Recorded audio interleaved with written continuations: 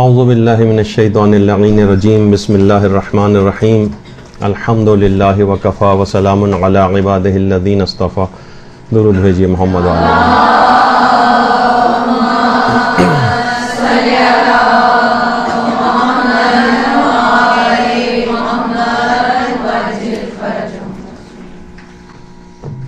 کتنی روایات معصومین میں یہ بات بیان ہوئی ہے کہ جس کا مفہوم یہ ہے کہ ہمارے شیعہ وہ ہیں کہ جو ہمارے غموں میں غم مناتے ہیں اور ہماری خوشی میں خوشی کا اظہار کرتے ہیں. آج کا دن خوشی کے اعتبار سے بہت ساری مناسبتوں کو جمع کیے ہوئے ہیں،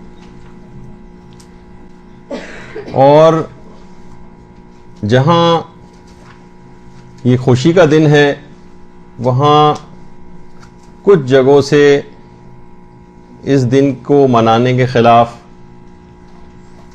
کچھ باتیں اور کچھ دلائل نقل کیے جاتے ہیں. تو آج ہم نے یہ سوچا کہ اس دن کی فضیلتیں بھی بیان ہو جائیں اور کچھ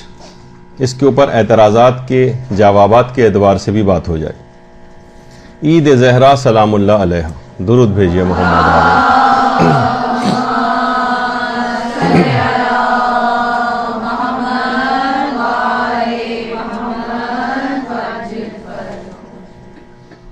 شاید اس کی ایک وجہ یہ بھی ہو کہ اس دن کی مناسبت سے کچھ ایسے شکوک و شبہات اور کچھ اعتراضات بھی پیش کیے جاتے ہیں تاکہ اس کا بھی جواب دے دیا جائے. بہت ساری خصوصیات ہیں اس دن کے حوالے سے، اور جس میں سے ایک بہت ہی اہم خصوصیت، ویسے تو یہ ایک اگر چاند کی تاریخوں کے اعتبار سے فرق پڑ گیا، ورنہ تو یہ درس اس کا امکان تھا کہ شاید عید زہرا کے روز جو کہ کل گزر گئی اسی دن ہی منعقد ہوتا. تو 9 ربیع الاول کا جو دن ہے وہ آج کل کے مشہور مراجع میں سے ایک آیت اللہ العظمیٰ آغا سید علی سیستانی کا جو سن پیدائش بھی ہے اور تاریخ پیدائش ہے 9 ربیع الاول ان کی. تو ہمارے عہد کا یہ عظیم مرجع اسی دن مبارک دن پیدا ہوا ہے. یہ اتنا عظیم دن ہے کہ باقاعدہ امیر المومنین علیہ الصلوۃ والسلام نے اللہم صلی علی محمد وعلی محمد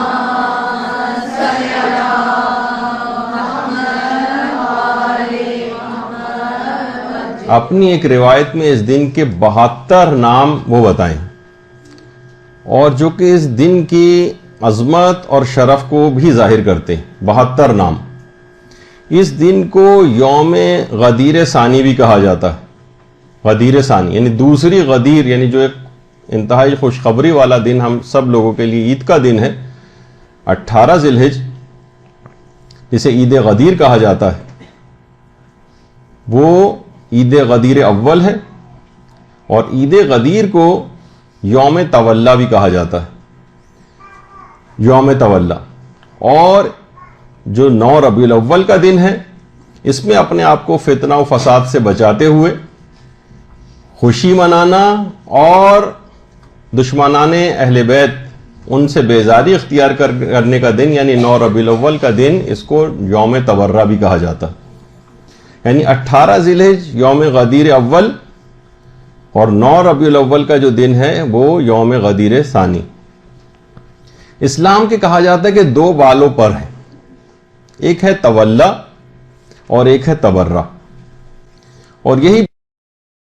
اپنے اس درس خارج میں بیان بھی فرمائی ہے. اور یہ کہا ہے کہ دیکھیے جو حب اور بغض ہے، یعنی کسی سے محبت کرنا، کسی سے بغض یا دشمنی رکھنا، یہ فقط کسی اعتقاد کا نام نہیں ہے. اسلام کے اعتبار سے یہ اعتقاد کا نام نہیں، بلکہ یہ اظہار بھی چاہتا ہے. اور اپنے ہاتھ سے باقاعدہ بہت سی احادیث اس سلسلے میں جس کے اندر دشمنان اہل بیت سے تبرہ، البتہ وہ اس کا مفہوم ضرور ہے جو آج کا مفہوم ہے ہمارے ہاں رائج کہ فتنہ و فساد اور تفرقہ بازی کرنا، اس سے اسلام کا جو حکم تبرہ ہے وہ کافی الگ ہے. تو وہ یہ فرماتے ہیں کہ یہ اظہار کی چیزیں بھی ہیں. جیسے کہ آج کل کہا جانے لگا کہ ٹھیک ہے آپ دل کی حد تک رکھیے, اظہار مت کریں. ٹھیک ہے, دوسروں کے سامنے اظہار نہیں کرنا ہے, لیکن دشمنان اہل بیت سے ایک بیزاری, اس کا دل سے بھی اعتقاد رکھنا ہے, اور تفرقے سے بچاتے ہوئے قرآن و سنت اور اس کے دلائل پر مبنی علمی جو ایک محاکمہ اور دلیل قائم کی جاتی ہے اس کا بھی اظہار مقصود ہے. فقط دل کی حد تک معاملہ نہ رہ جائے. یہی وجہ ہے کہ یہ صرف دل کی حد تک کے معاملات نہیں ہیں, جیسے ہمارے ہاں بہت سارے اعتقادات اور کاموں میں سمجھ لیا گیا ہے. جیسے خود رہبر معظم آیت اللہ خامنہئی فرماتے ہیں کہ یہ جو انتظار فرج ہے یہ کسی قلبی کیفیت کا نام نہیں ہے کہ ٹھیک ہے ہم بیٹھے ہوئے ہیں جس طرح ہم انتظار کرتے ہیں ویٹنگ لاؤنج میں بیٹھ کے, چلے وہ بھی ایک انتظار کی ایک شکل بنتی ہے, لیکن خود ہم نے ایک دماغ میں ایک سوچ بنائی ہوئی ہے. نہیں, یہ ایک قلبی کیفیت نہیں ہے بلکہ یہ عمل سے عبارت ہے. اس انتظار میں کچھ فرائض ہیں, کچھ ذمہ داریاں ہیں. دیکھیے اسلام کے بہت سارے احکامات ایسے ہیں کہ جو عمل سے اظہار پر ان کا ثواب اور عذاب جو ہے وہ منطبق ہوتا ہے. جب تک عمل سے اظہار نہ ہو, جب تک اعضاء و جوارح سے اس کا اظہار نہ ہو, فقط دلی اعتقاد کی حد تک. مثلا مسائل فقہ میں ایک بات بیان کی جاتی ہے جیسے کہ حسد کرنا. حسد ایک یقیناً ایک اخلاقی برائی ہے, اور دل کے اندر بھی آ جائے تو اخلاقی برائی کی حد تک تو رہتی ہے, لیکن یہ اس وقت تک حرام تک نہیں پہنچتی جب تک کہ حسد اعضاء و جوارح سے ظاہر نہ ہونے لگے. یعنی جب وہ ظاہر کرے گا اپنے اس اثرات کو, مثلا ہم ہاتھوں سے کسی کو نعمت پہنچنے سے روک رہے ہیں, مثلا ہم تعلقات کو بروئے کار لا کر کسی کی ترقی کے اندر رکاوٹ بن رہے ہیں, مثلا ہم اس سے حسد کرتے ہیں, اس کا کوئی اچھا رشتہ آیا, آپ نے کوئی ایسی باتیں کی جس سے جو ہے وہ کھٹک گئے اور اس وہاں سے چلے گئے اور اس جگہ رشتہ نہیں ہو سکا. یعنی آپ بہت سے کام اشاروں کنایوں میں بھی انسان کرتا ہے, لیکن جہاں پہ بھی اپنے اعضاء و جوارح کو استعمال کرے گا وہیں سے حسد کے آثار منطبق ہونے شروع ہو جائیں گے اور حرمت کا حکم لاگو ہو جائے گا. فقط دل کی حد تک رہے معاملہ تو اخلاقی خرابی تو ہے, اس سے اپنے آپ کو بچانا ہے, لیکن بہرحال یہ کہ حرام کی حد تک نہیں پہنچتا. تو اسی طرح سے جیسے کہ احادیث کے اندر بھی آیا کہ دین حب اور بغض کے علاوہ کچھ نہیں, یعنی ان دونوں چیزوں کے اندر پورا دین آ جاتا ہے. اور اس کے یہ معنی بھی ہیں کہ کم سے کم اتنی حب اور بغض کا اتنا اظہار, یعنی اس قدر یہ ہونا چاہیے کہ کم سے کم اس کا اظہار کیا جا سکے. اور یہی اپنے اس درس کے اندر بھی آغا نے یہی والی بات جو ہے وہ بیان کی ہے کہ ایک ہوتا ہے, دیکھیے دل میں خدا اور رسول کا اقرار کرنا, اس کو تشہد کہا جاتا ہے, ان کی وحدانیت کی گواہی دل میں دے, لیکن اس کا زبان سے اظہار یہ شہادت کہلاتا ہے. جو آپ کہتی ہیں نا کہ اشہد ان لا الہ الا اللہ, یا پیغمبر کی جو آپ گواہی دیتی ہیں ان کی رسالت کی, تو اس کو فقط دل سے اگر ہم کہیں کہ کافی ہے اس کو سمجھنا, تو دیکھیے دل سے تو خود مجتہدین فرماتے ہیں کہ ابو سفیان بھی اچھی طرح سے سمجھتا تھا کہ پیغمبر رسول برحق ہے, اور بہت ساری آیات کے اندر اس کا تذکرہ بھی آیا, اور علماء دلیل کے طور پہ بھی پیش کرتے ہیں کہ انہوں نے از ظلم و غرور و سرکشی کے انکار کر دیا تھا, ورنہ ان کے دل کو بالکل یقین تھا اس کا. وَاسْتَيْقَنْتَهَا, ان کو یقین تھا کہ یہ بات صحیح, لیکن ازراہ غرور, ازراہ سرکشی, ازراہ ظلم انہوں نے انکار کر دیا تھا. تو جیسے قرآن میں آیا نہیں کہ رسول تم کو اس طرح سے پہچانتے ہیں جیسے اپنے بیٹوں کو پہچانتے ہیں, یعنی دل سے پتہ ہے لیکن یہ زبان سے کبھی بھی مثلا اقرار نہیں کریں گے اس بات کا. اسی طریقے سے عمر سعد, جس کے متعلق ابھی آگے چل کر کافی گفتگو بھی ہوگی ہماری اس دن کی مناسبت سے, یعنی امام حسین علیہ الصلوۃ والسلام نے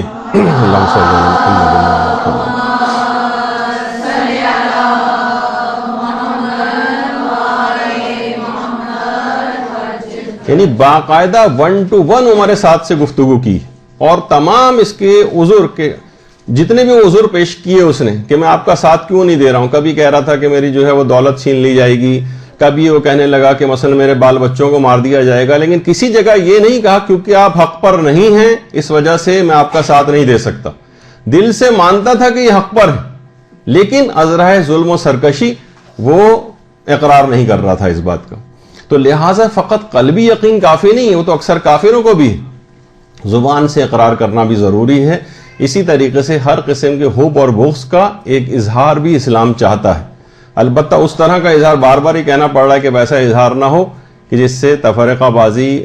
یا حرام چیزوں کا فروغ ہو، وہ اسلام نے پھر اس کو منع کر دیا ہے، سوائے اس کے کہ جب تقیہ کا زمانہ آ جائے تو وہاں پر اپنے بہت سارے اظہار کے اوپر انسان کو پابندی لگانا پڑتی ہے کہ حکم شریعت اس معاملے میں کچھ اور ہو گیا۔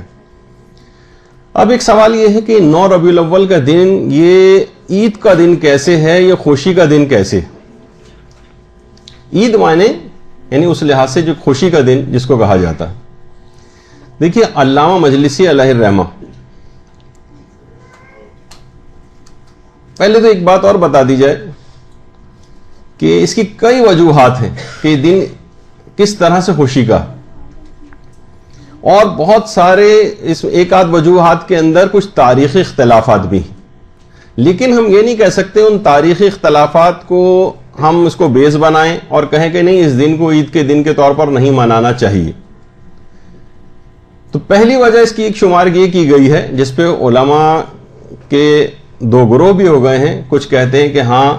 یہ جو دن ہے ایک بڑے دشمن اہل بیت کی موت کا دن ہے، اور اس پر انہوں نے اپنے دلائل کو بھی ظاہر کیا ہے، مثلا جیسے علامہ مجلسی انہوں نے زاد المعاد میں، اور وہ بھی اس کے قائل ہیں کہ ایک بڑے دشمن اہل بیت کی موت کا دن ہے۔ اسی طرح سے مثلا شیخ صدوق ہیں، چھٹے امام جعفر صادق علیہ الصلوۃ والسلام علیہ وسلم،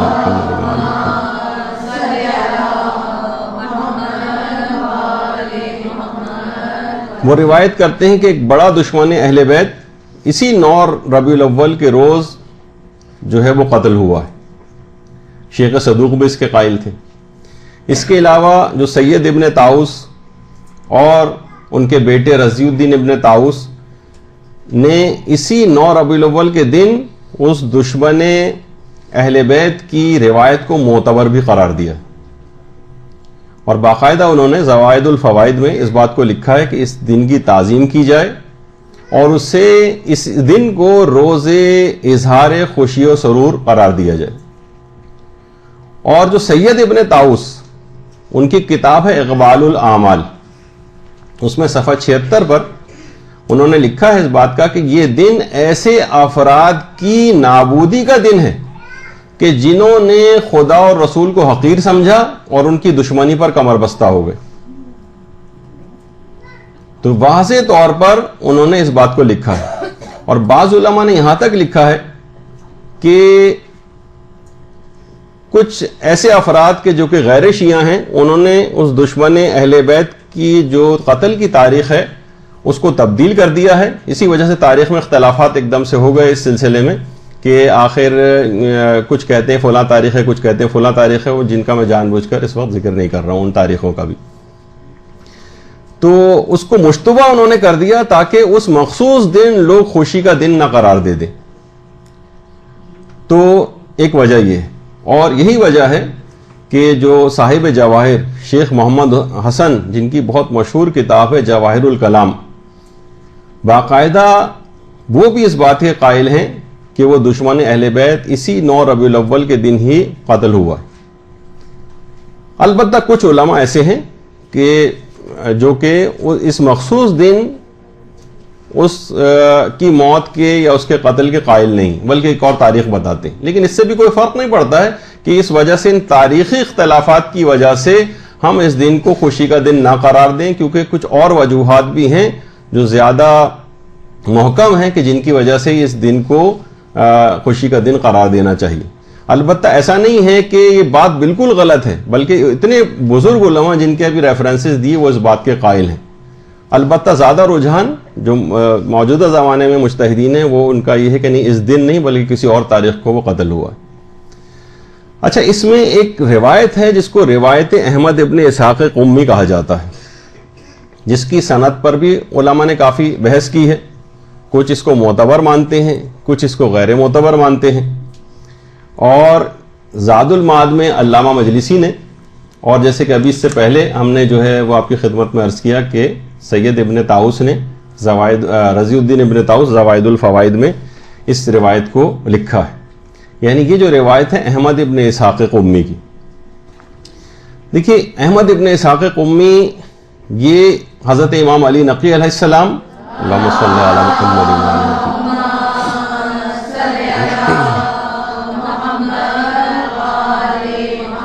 اور حضرت امام حسن عسکری علیہ السلام اللہم صلی علی محمد.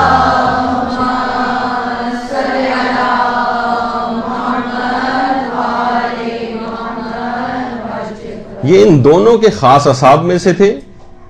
اور علماء اس کے بھی قائل ہیں کہ یہ امام زمانہ علیہ السلام کے اصحاب میں سے تھے.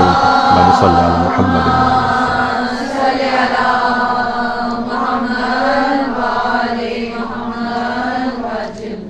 تو دو راوی ہیں،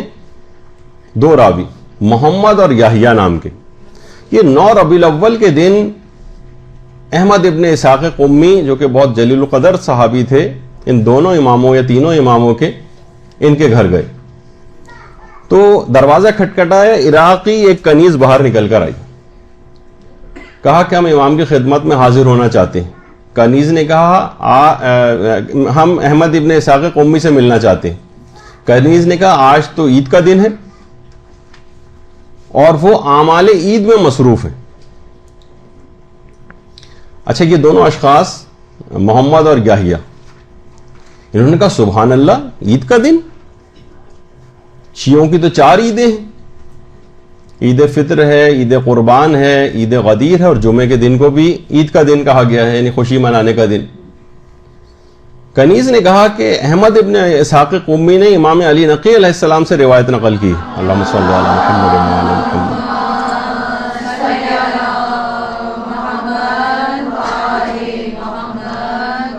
اچھا یہاں رک کے ایک بات اور کہہ دوں گا، آپ یہ دیکھ لیجئے کہ کنیز بھی اتنی زیادہ واقفیت علمی اعتبار سے رکھتی تھی کہ اس دن کو کے متعلق اس کو روایت بھی معلوم تھی اور تفصیل بھی، جو کہ وہ ان دو محمد اور یحییٰ کو ساری تفصیل جو ہے وہ بتا رہی.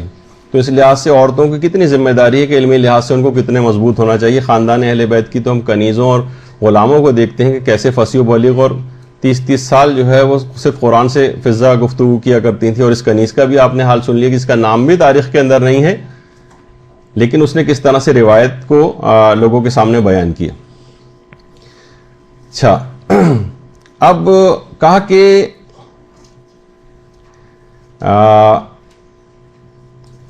یہ دن، آج کا دن جو ہے 9 ربیع الاول، یہ خوشی کا دن ہے. اور اس کے بعد انہوں نے کہا کہ اچھا ٹھیک ہے، ہم احمد ابن اسحاق قمی سے ملنا چاہتے. احمد ابن اسحاق قمی ان دونوں افراد سے ملنے کے لیے باہر آئے. جب باہر آئے تو دیکھا کہ بہترین لباس پہنا ہوا ہے اور بہترین خوشبو لگائی ہوئی ہے. انہوں نے کہا کہ ہم کیا دیکھ رہے ہیں آپ کو اس حالت میں، یعنی بہترین لباس، بہترین خوشبو. کہا کہ ہاں آج 9 ربیع الاول ہے اور عید کا دن ہے اور میں ابھی ابھی اس عید کے دن کے غسل سے فارغ ہوا ہوں.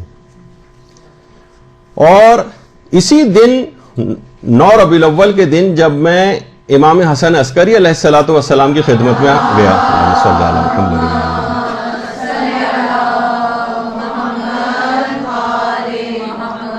تو ان کے ہاں جو ہے وہ انگیٹھی سلگ رہی تھی اور وہاں تمام ان کے گھر کے افراد، امام کے گھر کے افراد اچھے کپڑے پہنے ہوئے تھے اور خوشبو لگائے ہوئے تھے. جب میں نے عرض کیا کہ یبنا رسول اللہ آج کوئی کیا تازہ یوم مسرت ہے، تو امام نے فرمایا کہ ہاں آج 9 ربیع الاول کا دن ہے اور ہم اہل بیت کے لیے اور ہمارے ماننے والوں کے لیے آج کا دن یوم عید ہے. اور پھر امام نے اس دن کو یوم عید کے طور پر منانے کے لیے ایک طویل جو ہے وہ روایت اس سلسلے میں جو ہے وہ پیش کی. اور اس کے بعد فرمایا کہ حذیفہ یمانی ایک دفعہ امیر المومنین علی ابن ابی طالب علیہ السلام کی خدمت میں آئے.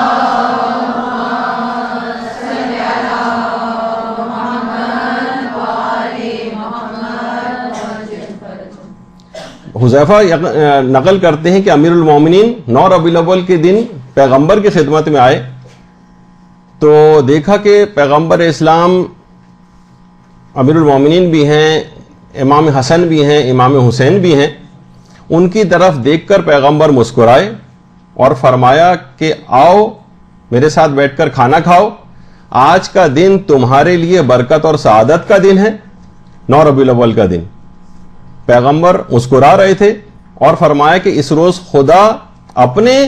اور تمہارے دشمن کو ہلاک کرے گا اور تمہاری ماں کی دعا کو قبول کرے گا۔ باقاعدہ یہ پیغمبر نے جملے ارشاد فرمائے۔ علماء نے اس واقعے کو لکھ کر ایک بات اور بیچ میں بیان کی ہے کہ غالباً یہ وہ بددعا تھی کہ جب فدق کے قضیے میں ایک شخص نے فدق کی جو دستاویز تھی اس کو پارا پارا کیا تھا تو حضرت زہرا نے فرمایا تھا، اس کو ایک بددعا دی تھی کہ خدا تیرے شکم کو پارا پارا کرے۔ کچھ علماء اس کے بھی قائل ہیں۔ اور پھر پیغمبر نے فرمایا کہ اس دن خدا ہمارے شیعوں کے اعمال کو قبول کرتا ہے، اور اس کے بعد پھر ایک تفصیلی روایت جو ہے وہ اس سلسلے میں امیر المومنین نے پیش کی، جو آپ کے سامنے اس وقت آ رہی ہے کہ امیر المومنین نے حذیفہ سے فرمایا کہ آپ کو یاد ہے کہ جب آپ میرے سردار رسول کے پاس آئے تھے تو میں اور حسنین آپ کے ساتھ کھانا نوش کر رہے تھے۔ حذیفہ نے کہا اے رسول کے بھائی، ہاں ایسا ہی ہے۔ امیر المومنین نے فرمایا اللہ وہی تو ہے جس نے اس 9 ربیع الاول کے دن آل رسول کے عین مطابق اقرار لیا اور میں اس دن کے 72 نام جانتا ہوں۔ حذیفہ نے کہا یا امیر المومنین، اگر آپ پسند فرمائیں تو مجھے وہ اس دن کے وہ نام عطا فرمائیں جو 9 ربیع الاول کے نام ہیں۔ اس کے بعد امیر المومنین نے وہ نام بتانا شروع کیے کہ یہ سکون کا دن ہے، یہ غم سے نجات کا دن ہے، یہ دین غدیر ثانی ہے، یہ بدلہ لینے کا دن ہے، یہ بوجھ اتارنے کا دن ہے، یہ سب سے بہتر دن ہے، یہ قلم اٹھانے کا دن ہے۔ اب اس کے اوپر ہماری تفصیل سے بات ہوگی۔ یہ پہلے دن کا دن ہے، یہ عافیت کا دن ہے، یہ برکت کا دن ہے، یہ بدلے کا دن ہے، یہ اللہ کی اکبر عید کا دن ہے، یہ دعاؤں کے قبول ہونے کا دن ہے، یہ وفا کا دن ہے، یہ شرط کا دن ہے، یہ کالے کپڑے اتارنے کا دن ہے یعنی غم ختم کرنے کا، یہ ظلم کے پچھتانے کا دن ہے، یہ مصافحہ اور ملنے ملانے کا دن ہے، یہ شیعوں کی خوشی کا دن ہے، یہ توبہ اور انابت کا دن ہے، یہ زکوٰۃ عظمیٰ کا دن ہے، یہ عید فطر ثانی ہے، یہ راضی ہونے کا دن ہے، یہ اہل بیت کی عید کا دن ہے، یہ بنی اسرائیل کا فرعون پر کامیابی کا دن ہے۔ اس دن اللہ شیعوں کے اعمال کو قبول فرماتا ہے، یہ نیکی بھیجنے کا دن ہے، یہ زیارت کا دن ہے، یہ منافق کے قتل کا دن ہے، یہ وقت معلوم کا دن ہے، یہ اہل بیت کے سرور کا دن ہے، یہ شاہد و مشہود یعنی گواہی دینے والے اور جس کی گواہی بیان کی گئی ہے اس کا دن ہے، یہ ظالم پر عذاب کا دن ہے، یہ دشمن پر قہر الہی گرنے کا دن ہے، یہ گمراہی کو منہدم کرنے کا دن ہے، یہ متنبع ہونے کا دن ہے، یہ قبولیت والا دن ہے، یہ زہرا کا دن ہے۔ اللہم صلی علی محمد وعلی محمد۔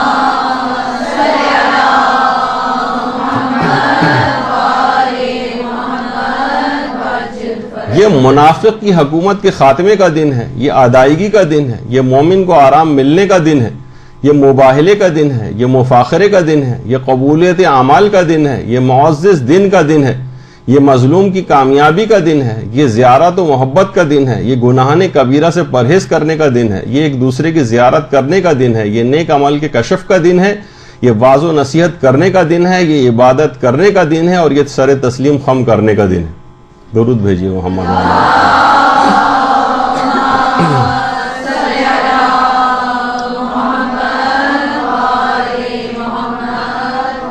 تو امیر المومنین نے پورے 72 نام اس دن کے بتائے۔ اچھا، اب یہ پورا واقعہ اس ایک تناظر میں کہ پہلی جو اس کی وجہ بیان کی گئی ہے اس میں احمد ابن اسحاق قمی کی روایت جس پہ علماء کے اختلافات بھی ہیں۔ اچھا، ایک اعتراض اب اس پہ یہ ہوتا ہے کہ کیا یہ روایت احمد ابن اسحاق معتبر ہے؟ جیسے کہ میں نے پہلے عرض کیا آپ کی خدمت میں کہ کچھ علماء یعنی علمی لحاظ سے جب ظاہر کسی بھی روایت کو جانچا جاتا ہے، اس کے راوی وغیرہ دیکھے جاتے ہیں، اس کے سند دیکھی جاتی ہے، پھر متن وغیرہ اس کا چیک کیا جاتا ہے، کچھ علماء کے نزدیک کی روایت ثابت نہیں ہے جس میں آیت اللہ ناصر مکارم شیرازی وغیرہ شامل ہیں، لیکن علماء کی ایک اچھی خاصی اور معقول تعداد ہے جو اس روایت کو معتبر بھی قرار دیتی ہے۔ اس روایت کی بنا پر انہوں نے فتاوے بھی دی ہیں، جس طریقے سے ملا کاظم یزدی، جن کی بہت مشہور کتاب ہے العروۃ الوثقی، اس میں باقاعدہ اس دن کے غسل کو کاظم یزدی کے فتوے میں اس دن کے غسل کو مستحب غسلوں کے اندر شمار کیا گیا ہے، اس روایت کی بنا پر، کیونکہ اس روایت کو وہ معتبر سمجھتے تھے۔ اسی طرح سے صاحب جواہر نے بھی اس جو جواہر الکلام لکھی، اس میں بھی اسی روایت کی بنیاد پر اس دن کے غسل کے بھی وہ قائل تھے، اور پھر اس کی بہت تاکید بھی فرماتے تھے کہ اس دن کو خوشی کے طور پر منایا جائے۔ اور یہی وجہ ہے کہ شیخ مفید نے بھی 9 ربیع الاول کو شیعوں کی بڑی عید قرار دیا، بڑی عید، کہا کہ یہ عید بزرگ ہے، بہت بڑی عید ہے شیعوں کی۔ تو بہرحال کچھ تاریخی اختلافات کی بنیاد پر اس طرح سے اس دن کا مکمل انکار کر دینا کہ اس دن کو نہ منایا جائے یا اس کے خلاف بات کرنا، وہ بالکل نامناسب جو ہے وہ رویہ ہے۔ کی بات بیان ہو رہی تھی کہ وہ فرماتے ہیں کہ معتبر روایت سے ثابت ہے، یا اب یہ ان کا نظریہ کچھ تو علماء کا میں نے بتا دیا کہ معتبر روایت سے ثابت ہے کہ 9 ربیع الاول کا دن عید اہل بیت ہے، اور یہ جو روایت ہے احمد ابن اسحاق قمی کی، یہ معتبر روایات میں سے ہے۔ اور ایک ہماری فقہ کا ایک قانون بھی، اصول فقہ کا قاعدۃ التسامح فی ادلۃ السنن اس کو کہا جاتا ہے، کہ مستحب کی جو دلیلیں ہوتی ہیں نا، اس میں علماء کا ایک گروہ ایسا ہے، اگرچہ اس قاعدے کے اوپر بھی کافی مباحث ہیں علماء کے اور کچھ اعتراضات بھی ہیں، لیکن کچھ روایات کی بنیاد پر یہ قاعدہ جو ہے وہ بنایا گیا ہے کہ بہت ساری دیکھیے مستحبات ہیں ایسے، واجب و حرام کے اندر تو بالکل محکم دلیل ہونی چاہیے، روایت بالکل ثابت شدہ ہونی چاہیے، لیکن اگر روایت میں کوئی کمی بیشی ہو اور وہ مستحبات والا مسئلہ ہو، کوئی واجب و حرام والا مسئلہ نہ ہو، تو علماء کہتے ہیں کہ اس کمی کو نظر انداز کرتے ہوئے اس کے مطابق عمل کیا جا سکتا ہے۔ اگر کوئی اس کو دیکھنا چاہے توضیح المسائل کے اندر، تو علماء کے باقاعدہ مختلف توضیح المسائل کھولے تو اس میں کہیں آپ مثلا کھانے پینے کے مستحبات، کچھ علماء کھانے پینے کے جہاں مستحبات بیان کیے گئے ہیں، ان کا یہ نظریہ ہے کہ مستحب کی دلیلوں میں تسامح چل جاتا ہے، نظر اندازی سے کام لیا جا سکتا ہے، ہلکی پھلکی اگر اس کے اندر کچھ کمی بھی اگر واقع ہو رہی ہے تو اسے نظر انداز کیا جائے گا اور اس کے مستحب ہونے کا فتویٰ دے دیا جائے گا۔ آپ جا کے دیکھیں جہاں کھانے پینے کے مستحبات لکھے ہوئے ہیں، اس کا مطلب یہ ہے کہ وہ علماء جو ہے اس قاعدے کو مانتے ہیں۔ کچھ علماء ایسے ہیں مراجع میں سے، جب آپ توضیح المسائل کھولیں گے تو انہوں نے مستحبات کے بجائے لکھا ہوا ہے کھانے پینے کے آداب، یعنی مستحب نہیں قرار دے رہے۔ اس کا مطلب ہے کہ وہ علماء مستحبات کے لیے بھی دلیل کو سمجھتے ہیں کہ اس کو قوی ہونا چاہیے، روایت کو بالکل معتبر ہونا چاہیے، اور کوئی ایک بھی کمی اس میں واقع نہیں ہونی چاہیے۔ جب بھی وہ مستحب کا لفظ استعمال نہیں کر رہے کیونکہ روایت میں اس کے لحاظ سے کچھ ضعیف روایتیں بھی ہیں، تو اس کو مستحبات کے طور پر نہیں لکھا ہے بلکہ صرف لکھا ہے آداب۔ تو یہ میں نے ویسی ایک سلسلے میں بات بیان کی۔ تو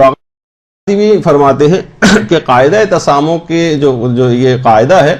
اور یہ معتبر قاعدہ اس کو وہ سمجھتے ہیں کہ اس کے تحت بھی یہ احمد ابن اسحاق کی روایت معتبر ہے، اور آیت اللہ مرزا نائینی جو کہ خود بہت بڑے بڑے مجتہدین کے اساتذہ میں سے تھے، ان کا بھی نظریہ یہ تھا کہ اگر روایت ضعیف ہو لیکن اصحاب کی ایک جماعت یعنی علماء کی ایک جماعت اس کے اوپر عمل کرتی آ رہی ہو تو عمل اصحاب اس کی سند کا جبران کر دے گا اور اس کی کمی کو پورا کر دے گا۔ یہ تھوڑی سی مشکل سی ایک بات تھی اس کے اندر، تو یہ بھی آپ کی خدمت میں اس لحاظ سے بیان ہو گئی کہ اس روایت کو پھر معتبر سمجھا جائے گا۔ تو اگرچہ یہ جو قاعدہ ہے اس کے اوپر خود علماء کی ایک بحث ہے، لیکن اب آپ ان کی اپنی زبانی سن لیجئے کہ ایسا نہیں ہے کہ جیسے یک طرفہ طور پہ پیش کیا جائے کہ سارے مجتہدین اس روایت کو بالکل یکسر ریجیکٹ کرتے ہیں اور اس کو بالکل اجازت اس بات کی نہیں دیتے ہیں، ایسا نہیں ہے، بلکہ علماء کی جیسے کہ میں نے ابھی کئی مجتہدین کے آپ کو نام بتائے جو کہ اس کے باقاعدہ اس روایت کو معتبر سمجھتے ہیں، اس پہ فتاوے بھی دیے، حتیٰ کہ غسل کے مستحب ہونے کے بھی انہوں نے فتوے دیے ہیں۔ تو جیسے کہ خود آغا نے بھی فرمایا کہ علماء کی ایک جماعت ہے کہ جو کہ اس کو معتبر مانتی ہے، اور اس میں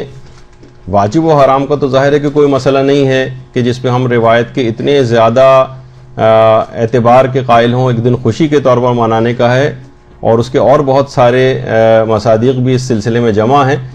تو فقط ایک روایت اگر بالفرض کسی کے نزدیک ثابت نہیں بھی ہوتی ہے تو اس کو بیس بنا کر مکمل اس عید کو منانے کا انکار کرنا یا اس کے خلاف بات کرنا، یہ ایک پسندیدہ رویہ نہیں ہوگا۔ پھر ایک اعتراض یہ کیا جاتا ہے کہ اگر یہ ایسی مستند روایت تھی اور موجود تھی تو شیخ صدوق جیسے عالم نے اس روایت احمد ابن اسحاق کو اپنی کتابوں میں کیوں نہیں لکھا؟ ایک تفصیل جو ہے اس سلسلے میں اعتراض کے طور پر جو ہے وہ پیش کی جاتی ہے۔ مجتہدین یہ فرماتے ہیں کہ اگر دیکھیے اس زمانے کے جو خاص حالات تھے جس میں شیخ صدوق کے زمانے کے، انہوں نے کہا کہ ممکن ہے کہ سخت ترین حالات تقیہ کی وجہ سے اس کا بیان کرنا ممکن نہ ہوا، کیونکہ جن وجوہات کی بنا پر یہ عید منائی جاتی ہے پھر لازم تھا کہ اس روایت میں یا اس روایت کے اندر ان وجوہات کا تذکرہ بھی کیا جاتا۔ کچھ ظالم افراد کے دنیا سے واصل جہنم ہونے کی بات بھی اس کے اندر بیان کی جانی ضروری تھی، ورنہ پھر وہ روایت اس طور پر نہیں ہو پاتی کہ اس کو لوگوں کے سامنے پیش کیا جائے۔ سخت ترین ادوار تقیہ کے باعث ہو سکتا ہے کہ تقیتاً انہوں نے شیخ صدوق نے اس روایت کو اپنی کتابوں میں نہ لکھا ہو، کیونکہ اگر وہ لکھتے تو ان وجوہات کو لکھنا پڑتا اور اس سے نہ جانے کیسی ایسی فساد کی آگ بھڑکتی ہے، کس طرح سے جبکہ دشمنان اہل بیت چن چن کر قتل کر رہے تھے سخت ترین ادوار میں، اس کو اگر لکھ دیتے تو حالات اس زمانے کے ایسے تھے شاید اس حالات کی وجہ سے اس کو نہ لکھا ہو۔ اچھا، پھر اس کے علاوہ کچھ علماء فرماتے ہیں کہ ہو سکتا ہے کہ انہوں نے لکھا ہو اپنی کتابوں کے اندر شیخ صدوق نے، لیکن لکھنے کے باوجود کتنی ہی کتابیں ایسی ہیں شیخ صدوق کی جن کے ہمیں فقط نام پتہ ہیں، صرف نام پتہ ہیں، کتابوں میں نام آئے ہیں لیکن وہ کتابیں ہمارے سامنے نہیں ہیں۔ ظالم بادشاہوں نے کتابیں غائب کروا دیں، مسلسل جو ہے وہ کتب خانے جلائے جاتے رہے، لائبریریاں جلائی جاتی رہیں، تو ہم یہ نہیں کہہ سکتے کہ شیخ صدوق نے لکھا نہیں۔ یقین سے یہ بات نہیں کہی جا سکتی، ہو سکتا ہے لکھا ہو۔ کتنی ہی شیخ صدوق کی کتابیں ایسی ہیں جن کے ہمیں صرف نام ہم تک آئے ہیں لیکن وہ کتابیں ہمارے سامنے نہیں، ہو سکتا ہے ان کتابوں میں لکھا ہو۔ اور اس کی ایک بہت بڑی مثال شیخ صدوق کی جو کتاب مدینۃ العلم ہے۔ مدینۃ العلم اتنی زیادہ احادیث سے پوری یہ کتاب تھی کہ خود آپ سوچیے کہ ہماری جو کتب اربعین جو 4 کتابیں ہیں ہماری، اصول کافی، تہذیب الاحکام، استبصار اور من لا یحضرہ الفقیہ، یہ چاروں کتابوں کی ساری حدیثیں بھی اگر جمع کی جائیں فقط اصول کافی کے اندر ہی 16,199 احادیث ہیں۔ چاروں کتب جو کتابیں احادیث کی، ان کی حدیثوں کو جمع کیا جائے تو فقط شیخ صدوق کی کتاب مدینۃ العلم میں ان چاروں کتابوں سے زیادہ احادیث موجود تھی، لیکن شیخ صدوق کی کتاب مدینۃ العلم کو غائب کر دیا گیا۔ ظالم بادشاہوں نے، اس زمانے میں اس طرح سے چھاپے خانے وغیرہ کا سلسلہ بھی نہیں ہوتا تھا، قلمی نسخے ہوا کرتے تھے، اور اتنا بڑا ذخیرہ شیخ صدوق کی احادیث کے مجموعے کا وہ ضائع کر دیا گیا۔ اب صرف چند ایک اس کے حوالے ہمارے پاس ہیں، سوچیے کتنی حدیثیں کہ چاروں کی 16,199 سوچیے صرف اصول کافی کے اندر، ساری کتابوں کو جمع کی جائے اور اس سے بھی زیادہ احادیث مدینۃ العلم کتاب کے اندر تھی۔ ہو سکتا ہے کہ انہوں نے اس کے اندر نقل کیا ہو، لیکن وہ کیونکہ کتابیں ہمارے پاس نہیں ہیں اس وجہ سے یہ مسئلہ پیش آتا ہے کہ شیخ صدوق نے اس کو نقل نہیں کیا۔ پھر علماء یہ بھی کہتے ہیں کہ یہ کیسے ممکن ہے کہ اگر یہ روایت جو سید ابن طاؤس کے جو بیٹے ہیں رضی الدین ابن طاؤس نے بھی اس کو نقل کیا ہے، اس کے علاوہ جو صاحب جواہر الکلام جو ہیں شیخ محمد حسن، ان جیسے باریک بین علماء نے کیسے ممکن ہے کہ وہ اس کی اسناد کی باریکیوں میں اس سے واقف نہیں ہوئے ہوں گے اور کسی ضعیف اور جھوٹی روایت کے قائل ہو گئے ہوں گے؟ یعنی ابن طاؤس جیسے اور صاحب جواہر جیسے جس پہ فتویٰ دے رہے ہیں، کیسے ممکن ہے کہ ایک ضعیف روایت یا کسی جھوٹی روایت کو انہوں نے اس کے قائل ہو گئے؟ تو یہ اس بات کی دلیل کے طور پر پیش کی جاتی ہے اور بہت مستحکم دلیل کے طور پر ہے کہ ورنہ یہ تمام افراد اس کے قائل نہ ہوتے، یہ اتنے زیادہ باریک بین اور جو محقق جو افراد تھے۔ اچھا، اب یہ اس کے اندر ایک بہت بڑا اعتراض یہ ہے کہ اس کے اندر یہ آیا کہ یہ دن قلم اٹھانے کا دن ہے۔ قلم اٹھانے کے معنی یہ ہیں، یعنی یہ لیے جاتے ہیں، ترجمہ یہ کیا جاتا ہے کہ اس دن شیعوں کا کوئی گناہ لکھا نہیں جاتا۔ تو جو اس حدیث کے خلاف دلائل دیے جاتے ہیں وہ یہ کہتے ہیں کہ یہ کیسے ممکن ہے، کیونکہ یہ نظریہ تو حقیقتاً اسلام کے خلاف ہے، قرآن کے خلاف ہے، اس سے متصادم ہے، اور آئمہ کبھی بھی کسی بھی ارتکاب گناہ کی اجازت نہیں دے سکتے۔ تو یہ کیسے ممکن ہے کہ اس دن 9 ربیع الاول کے روز قلم روک لیے جائیں، قلم اٹھا لیے جائیں اور کوئی بھی گناہ نہ لکھا جائے اور انسان کو بالکل آزاد چھوڑ دیا جائے کہ جو چاہے گناہ کرے؟ اس طور پر یہ پیش کیا جاتا ہے کیونکہ قرآن کے بھی خلاف نظریہ ہے، اسلام کے خلاف ہے، لہٰذا یہ بات قابل قبول نہیں۔ تو سب سے پہلی بات تو دیکھیے یہ ہے کہ ارتکاب گناہ کی چھٹی تو کوئی بھی نہیں دے سکتا، اور خود آج تک آپ لوگ بھی جو عید مناتے رہیں چند ایک سازشی افراد کو چھوڑ کر، کیونکہ ایک صاحب ایسے ذاکر ہیں جو یہیں کراچی کے ہیں اور باقاعدہ وہ چند سال پہلے تک یہ بات کہتے تھے 9 ربیع الاول کے جو پروگراموں میں کہ آج کے دن جو چاہے گناہ کر لو، میں ذمہ دار ہوں، میرے کندھے کے اوپر ہیں سارے گناہ۔ چند ایک ایسے ظاہر ایک آدھ افراد کے کہنے سے یہ پوری قوم کے اوپر منطبق نہیں کیا جا سکتا کہ ہم کیونکہ وہ صاحب اس قسم کی بات کہہ رہے ہیں، کسی بھی شیعہ کے دماغ میں، حتیٰ کہ جو اس دن کوئی گناہ کرتا بھی ہے بالفرض، وہ کبھی یہ سوچ کے نہیں کرتا کیونکہ حدیث میں امام نے کہا ہے کہ آج گناہ نہیں لکھے جاتے، میں اس وجہ سے جان بوجھ کر اس دن گناہ کر رہا ہوں۔ تو کسی چند ایک افراد کے علاوہ جو کہ اس کے اندر فسق و فجور والے کا مظاہرہ کرتے ہیں یا کچھ حرام کاموں کا ارتکاب کرتے ہیں، ہم ان کو روکیں گے اس بات سے، لیکن اس کی وجہ سے اس بات کو بیس نہیں بنایا جائے گا کہ اس عید کو نہ منایا جائے۔ کتنی دیکھیے عید جب آپ کی عید الفطر آتی ہے، رمضان کا کتنا زیادہ تقویٰ اور پریکٹس آپ کو کرائی جاتی ہے 30 کے 30 دنوں میں، تو آپ یہ نہیں کہتے کہ نہیں بھائی کیونکہ اس دن کے اندر خرافات بہت ہو رہے ہیں، اور خود آپ عید کا دن دیکھیں واقعی کہ ایسا لگتا ہے کہ شیطان آج ہی رہا ہوا ہے۔ بہت سی خواتین کس طرح سے نامرمز چوڑیاں پہننے جاتی ہیں اور شام اور رات سے ہی ٹی وی پہ موسیقی اور گانوں کے پروگرام اور فلمیں وہ شروع ہو جاتی ہیں، اور اگلے دن بھی کیسا فسق و فجور کا عید کا لوگوں کو گزرتا ہے۔ لیکن آپ اس وجہ سے یہ نہیں کہتے کہ عید کی مخالفت شروع کر دیں کہ آج کا دن روز عید نہیں ہے، اس کو نہیں منایا جائے کیونکہ اس دن فسق و فجور اور خرافات بہت زیادہ ہونے لگے۔ خرافات کو ہم روکیں گے لیکن عید کے دن کو ویسے ہی منائیں گے۔ تو یہی والا اصول یہاں پہ بھی چلے گا کہ ہم اس دن کو خوشی کے طور پر منائیں گے، کیونکہ اس کی جو 4 وجوہات جو ابھی آگے سے، ابھی تو ایک وجہ سے بیان ہوئی ہے، لیکن جو 4 وجوہات ہیں اس کی، اس کے تحت ہم اس کو خوشی کے دن کے طور پر مناتے ہیں۔ تو وہ افراد کے کوئی بھی شخص یہ نہیں کہتا کہ ہم اس وجہ سے گناہ کر رہے ہیں آج کیونکہ روایت کے اندر ہمیں جو اس کی جو ہے وہ چھوٹ مل گئی ہے اور ہم آج جو چاہیں گناہ کریں کچھ نہیں لکھا جائے گا۔ تو گناہ کرنے والے بھی اس روایت کو کوئی بیس نہیں بناتے، نہ ان کو یہ چیز پتہ ہے۔ علماء کے حلقوں میں یقیناً روایتوں کے اوپر بحث بھی ہوتی ہے اور وہاں پر تو بہرحال یہ والا اس جملے سے یہ نتیجہ نکالنا کہ آج کا دن جو ہے وہ اس میں کوئی گناہ نہیں لکھا جاتا، جو چاہے گناہ کرے، اس کے یہ معنی نکالنا کہ اس میں تشویق اور ترغیب دلائی گئی ہے گناہ کی، تو یہ بات صریحاً غلط ہے۔ اور خود آیت اللہ ناصر مکارم شیرازی جو کہ واقعتاً اس احمد ابن اسحاق کی روایت کو علمی طور پر نہیں مانتے، وہ بھی یہ بات کہتے ہیں کہ ٹھیک ہے اس روایت کا اعتبار نہیں ہے اور یہ محسوس ہوتا ہے کہ یہ خلاف کتاب خدا ہے، کیونکہ ائمہ معصومین کبھی بھی کسی ارتکاب گناہ کی اجازت نہیں دے سکتے، نہ اس دن نہ اس دن کے علاوہ کسی دن، لیکن برفرض اعتبار، یعنی اگر ہم سمجھیں بھی اس بات کو کہ یہ روایت صحیح اور معتبر ہے، تب بھی اس حدیث کے معنی یہ بنیں گے کہ اگر اس دن کسی سے کوئی لغزش سرزد ہو جائے، یعنی جانے بوجھے سرکشی کیے بغیر اس نے اس سے کوئی گناہ ہو جائے، تو اس دن کی شرف اور عظمت کی وجہ سے پروردگار اس کے گناہ کو معاف کر دے گا، اور یہ اس کے معنی بنیں گے، نہ کہ وہ عمدن اس گناہ سے آلودہ ہو۔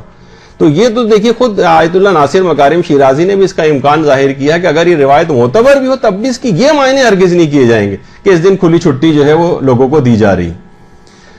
تو دیکھیے بہت سارے گناہ ایسے ہوتے ہیں کہ مثلا نہ چاہتے ہوئے بھی آپ سے ہو جاتے، نہ چاہتے ہوئے بھی، مثلا تاریخ خمس آ گئی، آپ ذرا غافل ہو گئیں، آپ نے نہیں نکالا، 2-4 روز آگے پیچھے ہو گئے جبکہ اسی دن خمس نکالنا چاہیے تھا۔ کتنی چیزیں ایسی ہیں کہ مثلا آپ کو فجر کی نماز کے لیے اٹھنے کا اہتمام کرنا چاہیے تھا اور آپ نے اہتمام نہیں کیا اور آپ سوتی رہ گئیں، آپ سے گناہ ہو گیا، آپ کو اہتمام کر کے سونا چاہیے تھا۔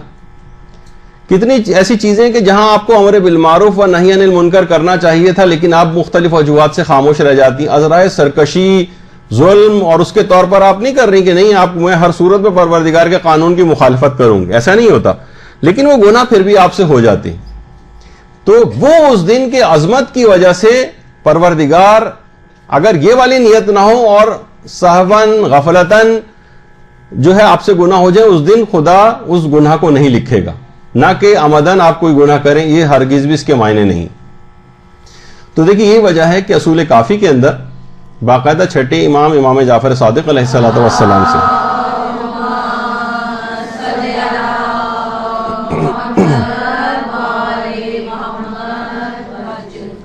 زرارہ نقل کرتے ہیں، پھر آپ ان روایات کے کیا معنی دیں گے جس کے اندر اسی قسم کی بات کی گئی ہے کہ اگر کوئی شخص کوئی گناہ کرے تو 7 گھنٹے تک کی اس کو مہلت دی جاتی ہے اور اس کے گناہ کو نہیں لکھا جاتا۔ 7 گھنٹے کی مہلت دی جاتی ہے اس کو، کہ شاید اس دوران یہ بندہ مومن توبہ کی طرف مائل ہو جائے اور یہ توبہ کر لے تو پروردگار فرشتوں کے بھی کچھ روایات میں ہے کہ فرشتوں کے علم میں بھی نہیں آتا، کیونکہ جب وہ فرشتے لکھیں گے یعنی ان کو مہلت دی جاتی، فرشتوں کے علم میں بھی نہ آئے تاکہ مقام مومن کم نہ ہو جائے۔ تو اگر کوئی شخص گناہ کرے تو 7 گھنٹے کی مہلت دی جاتی ہے اور اس کے گناہ کو نہیں لکھا جاتا۔ تو یہاں کیا یہ تشویق اور ترغیب دلائی جا رہی کہ خوب انسان گناہ کرے، اور یہاں پر گناہ کا نہ لکھا جانا کیا کوئی ترغیب دی جا رہی ہے اس حدیث کے اندر کہ انسان گناہ کرے؟ نہیں، 7 گھنٹے کی مہلت ہے تاکہ وہ توبہ کر لے۔ اس وقت گناہ نہ لکھا جانا، جیسے یہاں گناہ کا نہ لکھا جانا تشویق کا سبب نہیں بن رہا ہے گناہ کی، بلکہ اور زیادہ انسان متوجہ ہوتا ہے کہ اتنا کریم پروردگار ہے اور وہ اپنے آپ کو گناہوں سے بچائے۔ تو قلم کا اٹھا لیا جانا اور نہ لکھا جانا اس کی بات کی دلیل نہیں ہے، جیسے کہ اس روایت سے بھی ظاہر ہوا کہ یہاں پہ بھی نہیں لکھا جا رہا ہے، لیکن اس سے کسی کو کوئی تشویق و ترغیب گناہ کی نہیں ہوتی۔ اسی طرح سے باقاعدہ یہ بھی روایت کے اندر ہے، یہ بھی چھٹے امامی سے روایت ہے کہ اگر کوئی بندہ گناہ کرے تو رات تک اس کا گناہ نہیں لکھا جاتا، دن میں گناہ کیا رات تک نہیں لکھا جاتا، تاکہ ہو سکتا ہے کہ اس دوران وہ توبہ وغیرہ کر لے۔ کتنی روایتیں ایسی 7 گھنٹے تک کی اس کو مہلت دی جاتی ہے، اور اس 7 گھنٹے کی مہلت میں یا دن میں گناہ کرے تو رات تک کی مہلت دی جاتی ہے۔ اور بہت سی روایت میں یہ بھی آیا کہ اگر 3 دفعہ اس کے ساتھ استغفر اللہ الذی لا الہ الا هو الحی القیوم بھی کہہ دے تب کوئی گناہ نہیں لکھا جاتا، یعنی اس شرط کے ساتھ بھی وہ آئی ہے چیز۔ تو اللہم صلی علی محمد وعلی محمد۔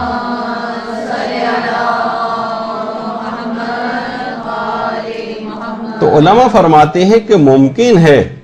کہ یہاں پر قلم اٹھا لیا جانے سے مراد یہ ہو کہ وہ گناہ نہیں لکھے جاتے اور اس دن کی عظمت کی وجہ سے مہلت دی جاتی ہے تاکہ بندہ مومن توبہ کی طرف مائل ہو جائے اور توبہ کر لے۔ تو یہاں ہو سکتا ہے کہ اس سے مراد یہ ہو کہ اس دن کی شرف اور فضیلت کے باعث مخصوص مدت تک گناہ نہ لکھا جانا مراد ہو۔ یہ بھی ایک چیز ہے، یعنی اولاً تو یہ کہ انسان گناہ ہی نہ کرے، اور اگر بالفرض سہواً غفلتاً اس سے گناہ ہو گیا، جیسے میں نے کچھ مثالیں آپ کی خدمت میں عرض کی، تو اس دن کی عظمت کی وجہ سے پروردگار اس کے گناہ کو معاف کر دے گا۔ لوگ یہ کہتے ہیں کہ بھائی یہ تو بہت جرت دلانے والا، زیادہ تر نے یہ اعتراض کیا کہ یہ تو نہ لکھا جانا اس کے معنی کہ جرت دلائی جا رہی کہ انسان جو ہے وہ گناہ کرے، اور اس کے لیے پھر وہ گناہ اس سے متعلق فتاوے بھی لوگ نقل کرنا شروع کر دیتے ہیں کہ جو ظاہر ہے کسی کا بھی عقیدہ نہیں کہ کوئی بھی گناہ کرے نہیں لکھا جائے گا۔ تو اگر آپ اس بات پر اعتراض کریں گے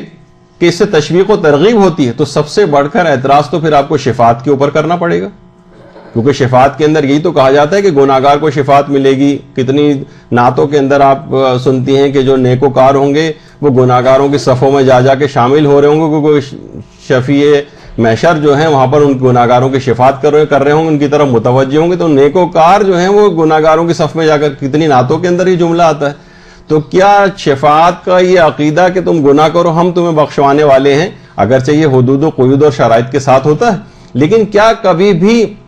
شفاعت کا نظریہ اس بات کا سبب بنتا ہے کہ انسان یہ سوچے کہ بھائی وہ تو شفاعت کرنے والے ہیں تو لہٰذا یہاں خوب گناہ کرو؟ یہ لفظی طور پر تو کہتے ہیں، لیکن ہر شخص کو پتا ہے، دل سے کوئی بھی اس بات کو نہیں مانتا ہے۔ بہت سے لوگ کہتے ہیں کہ اللہ بڑا بخشنے والا ہے، مثلا یہ بہت سے جملے لوگ کہہ دیتے ہیں، لیکن وہ سرسری طور پر ہے، دل سے وہ بھی اس بات کے قائل ہے کہ نہیں، اس طرح سے نہیں بخشا جا سکتا۔ یہ کہ لاپرواہی اور غفلت اسے کہا جائے، اس میں انسان سرسری طور پر یہ جملہ کہہ جاتا ہے۔ ورنہ یہی اعتراض جو آپ اس حدیث کے اوپر اگر کریں گے تو اسی اعتراض کو آپ کو شفاعت کے اوپر بھی کرنا پڑے گا، کہ اس سے بھی تشویق و ترغیب بظاہر لگتی نظر آ رہی ہے۔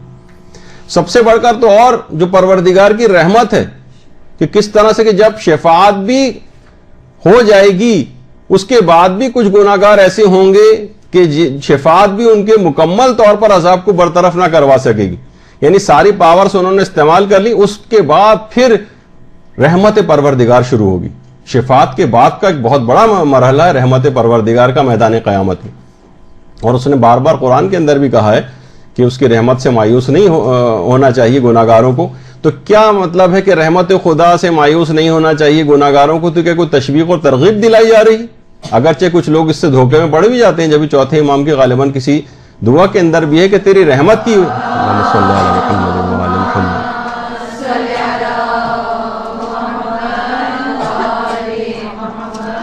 کہ تیری فرت رحمت کی وجہ سے لوگ گناہوں کا ارتکاب کرنے لگتے ہیں۔ تو بہت سے لوگوں کے اندر یہ چیز آتی ہے، لیکن عام طور پر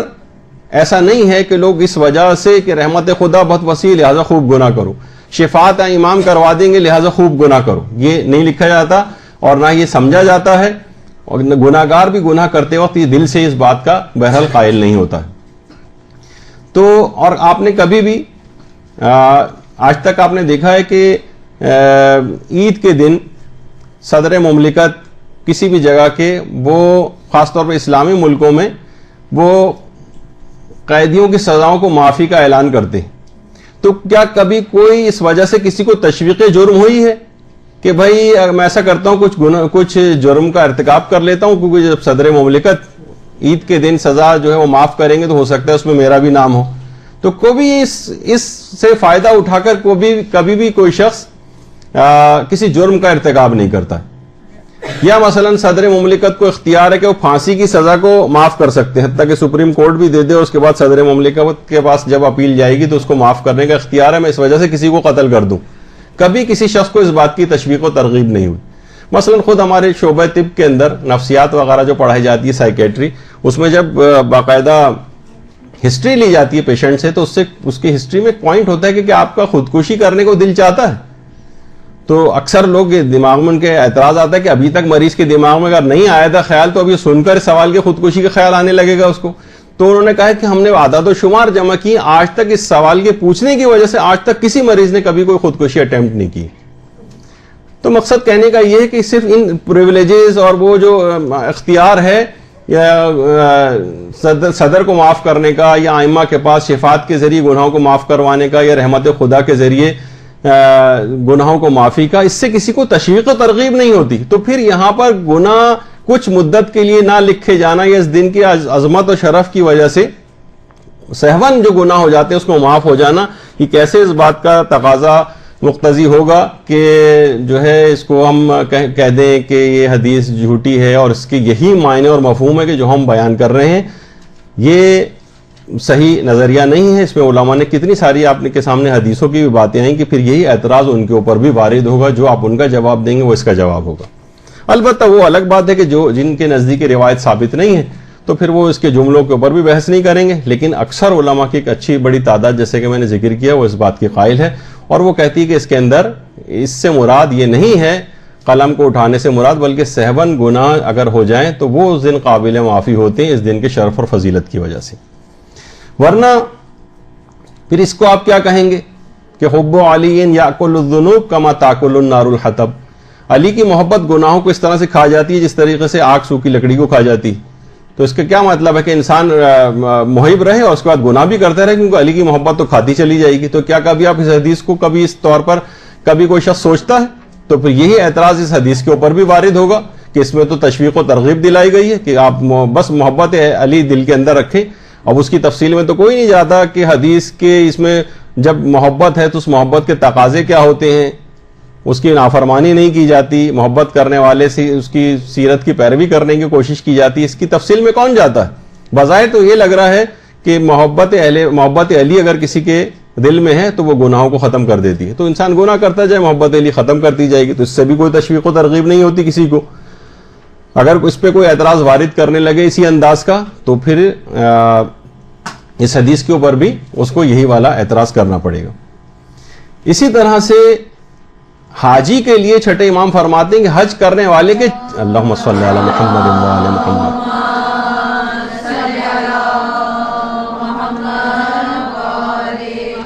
کہ حج کرنے والے کے 4 ماہ تک گناہ نہیں لکھے جاتے، بلکہ اگر وہ کبیرہ گناہ نہ کرے تو اس مدت میں اس کے لیے صرف نیکیاں ہی نیکیاں لکھی جاتی.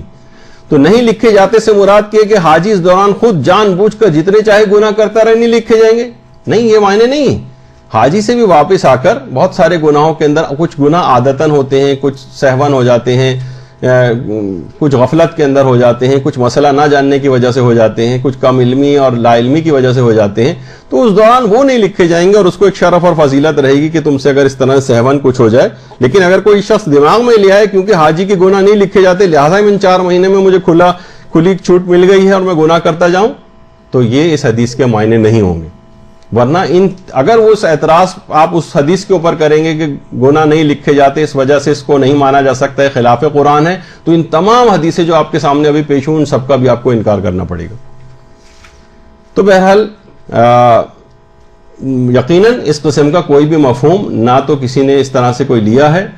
اور نہ سمجھا. یہی وجہ ہے کہ ملا محسن کے فیض کاشانی نے باقاعدہ اس حدیث کی کہ حاجی گناہ نہیں لکھے جاتے اس کی کافی تفصیل اور بحث کے اندر بھی گئے ہیں، لیکن اب اتنا وقت نہیں ہوگا کہ ہم اس کو بیان کریں. پھر ایک اعتراض یہ ہے کہ اس روایت میں اس عید کے متضاد نام آئے ہیں. کہیں آیا کہ اس دن کوئی گناہ نہیں لکھا جائے گا، لوگ اعتراض کرتے ہیں، اور کہیں یہ آیا اسی کے اندر جو نام ابھی آپ نے نام سنے اس کے اندر یہ بھی آیا کہ یہ گناہان کبیرہ سے بچنے کا دن.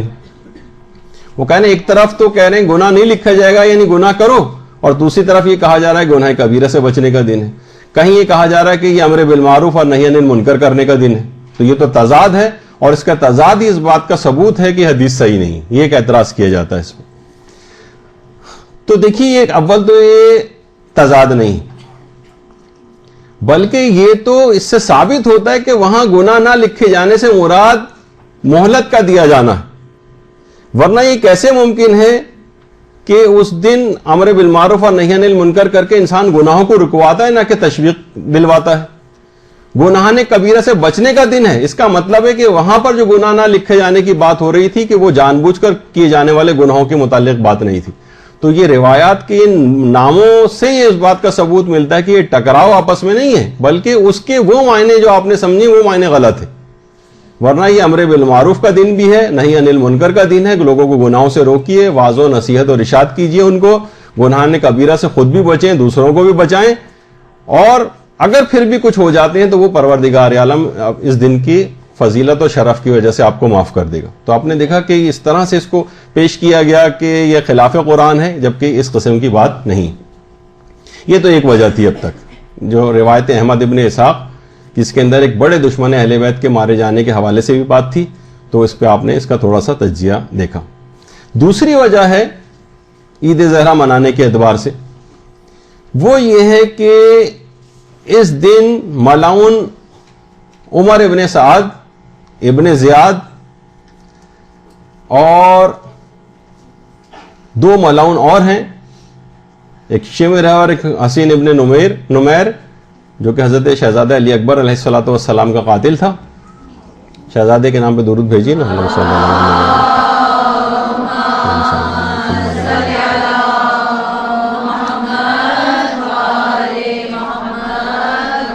کہ جب ان چاروں کے سر مختار نے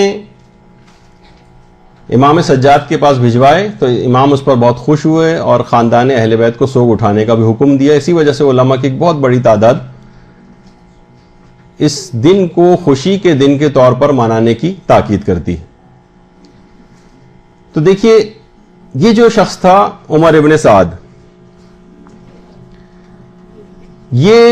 اس نے اہل بیت، اب یہ تو خیر مووی کے اعتبار سے جو آپ مختار وغیرہ کے اندر دیکھ رہی ہیں، ورنہ ظاہر ہے کہ اصل تصویر تو کوئی نہیں ہے اس کی، کہ اہل بیت کے اوپر جو ہزاروں مظالم کا باعث یہ شخص تھا، اور اسیروں پر بھی نہ جانے کیا کیا مظالم اس شخص نے کیے. اور اس نے وہی تھا کہ جس نے کہا تھا لوگوں گواہ رہنا کہ خیموں کے اوپر سب سے پہلا تیر میں نے چلایا ہے. اور سب سے زیادہ زہرا کے گھرانے کو اس ملعون کے جہنم واصل ہونے کی خبر میں بے انتہا خوشی محسوس ہوئی تھی، اور اسی مناسبت سے اس کو عید زہرا بھی کہا گیا ہے. یہ وہی عمر سعد ہے کہ جوانی میں جب یہ جوان تھا تو امیر المومنین نے اس کو دیکھ کر کہا تھا کہ اے عمر ابن سعد، اس دن تم کیا کرو گے جب تم خود کو جنت اور جہنم کے درمیان گم پاؤ گے اور بالآخر جہنم کو اختیار کر لو گے. اور سن 60 ہجری میں ہی امیر المومنین کی جو پیشگوئی تھی یہ پوری ہو گئی. ابن زیاد نے شہر رے کی جو حکومت تھی اس کو امام حسین سے جنگ کی ایک شرط قرار دیا تھا, اور امام حسین علیہ السلام نے مکمل پوری کوشش کی تھی کہ کسی طریقے سے یہ شخص راہ راست پر آ جائے, مگر اس پر دنیا غالب تھی, حب دنیا کا شکار تھا. بہرحال امام نے اتمام حجت اس کے اوپر کی, اور جب یہ کسی صورت میں قائل نہیں ہوا تو امام نے پھر اس کے متعلق یہ بات کہی کہ تجھے موت بستر پر ہی دبوچ لے گی, اور خدا بھی تجھ کو قیامت کے دن معاف نہیں کرے گا, اور خدا کی قسم عراق کی گندم کا ایک دانہ بھی تو نہ کھا سکے گا. یعنی جس شہر ریک کو تو چاہتا ہے کہ حاصل ہو جائے, تجھے عراق کی گندم کا ایک دانہ بھی کھانا نصیب نہیں ہوگا. تو اس نے امام سے ایک استہزاء کیا تھا اور مذاق کیا تھا, ٹھیک ہے اگر گندم نہ ملی تو میں جو کھا لوں گا. اور کربلا میں اسی ملعون نے امام حسین کے جسم پر گھوڑے دوڑانے کا حکم دیا, اور اس کے بعد 11 محرم کو اہل حرم کو اسیر کر کے اپنے نجس ساتھیوں کے جسموں کو دفن کرنے کے بعد امام حسین ان کے ساتھیوں کے پاکیزہ جسموں کو اسی طرح سے بے گور و کفن میدان کربلا میں چھوڑ کر کوفے کی طرف روانہ ہو گیا. اس کے مظالم کی ایک بڑی تفصیل ہے. تو سب سے زیادہ خوشی اس لحاظ سے حضرت زہرا کو ہوئی ہوگی اس کے واصل جہنم ہونے کی, اور مختار کے قیام کے بعد پھر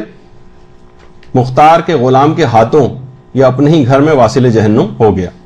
اور یہی وجہ ہے کہ علامہ مجلسی نے زاد المعاد میں بھی لکھا ہے کہ جیسے کہ بہت سے افراد یہ بات کہتے ہیں کہ عمر بن سعد لعین اسی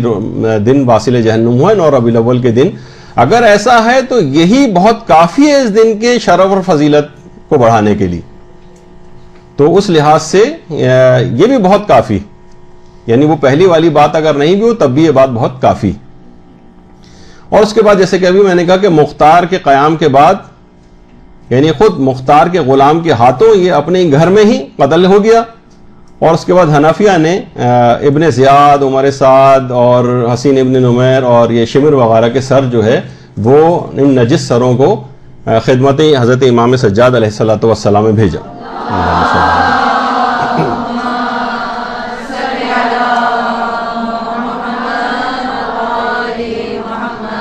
اچھا, جب یہ سر پہنچے تو امام اس وقت مکے میں تھے.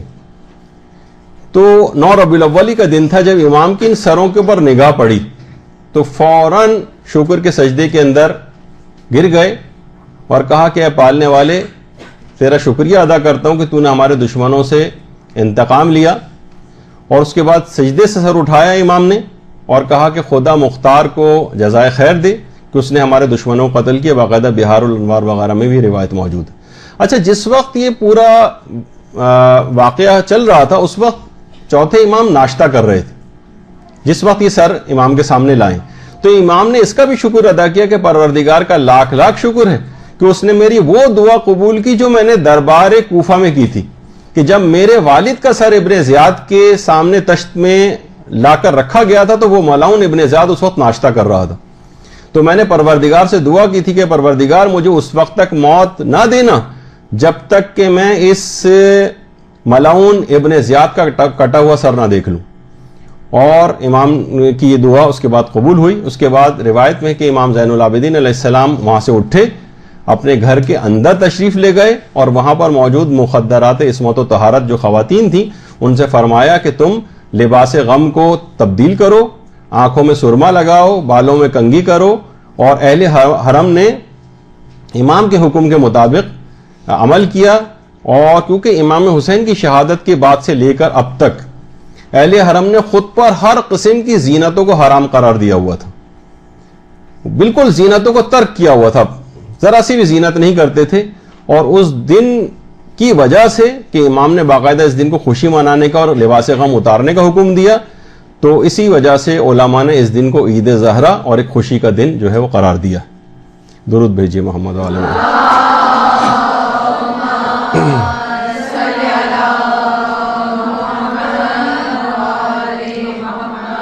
تو قاضی نور اللہ شستری جو ہمارے اچھے بڑے عالم گزرے ہیں, انہوں نے مجالس المومنین میں اور رجال کشی میں علامہ کشی نے خاندان اہل بیت لکھا ہے اس بات کو کہ خاندان اہل بیت کی جو خواتین تھیں انہوں نے 9 ربیع الاول تک زینتوں کو ترک کیا ہوا تھا اور گھروں میں لباس غم جو ہے پہنا جاتا تھا. لیکن 9 ربیع الاول کے دن جب ابن زیاد وغیرہ کے سر اور عمر سعد کے سر وہاں پر خدمت امام میں پہنچے تو خواتین نے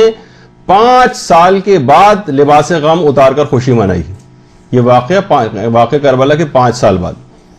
اچھا اب یہاں پر دیکھیے پھر کیونکہ معترضین ہر چیز پر اعتراض کرنے والے ہیں تو یہاں پر ایک اعتراض ہوا ہے کیسے ممکن ہے خاندان اہل بیت کی عورتوں نے اتنے سال تک صفائی کا خیال ہی نہ رکھا اور کنگھی تک نہ کی ہو, کیونکہ روایت میں ہم نے فرمایا کہ کنگھی کرو.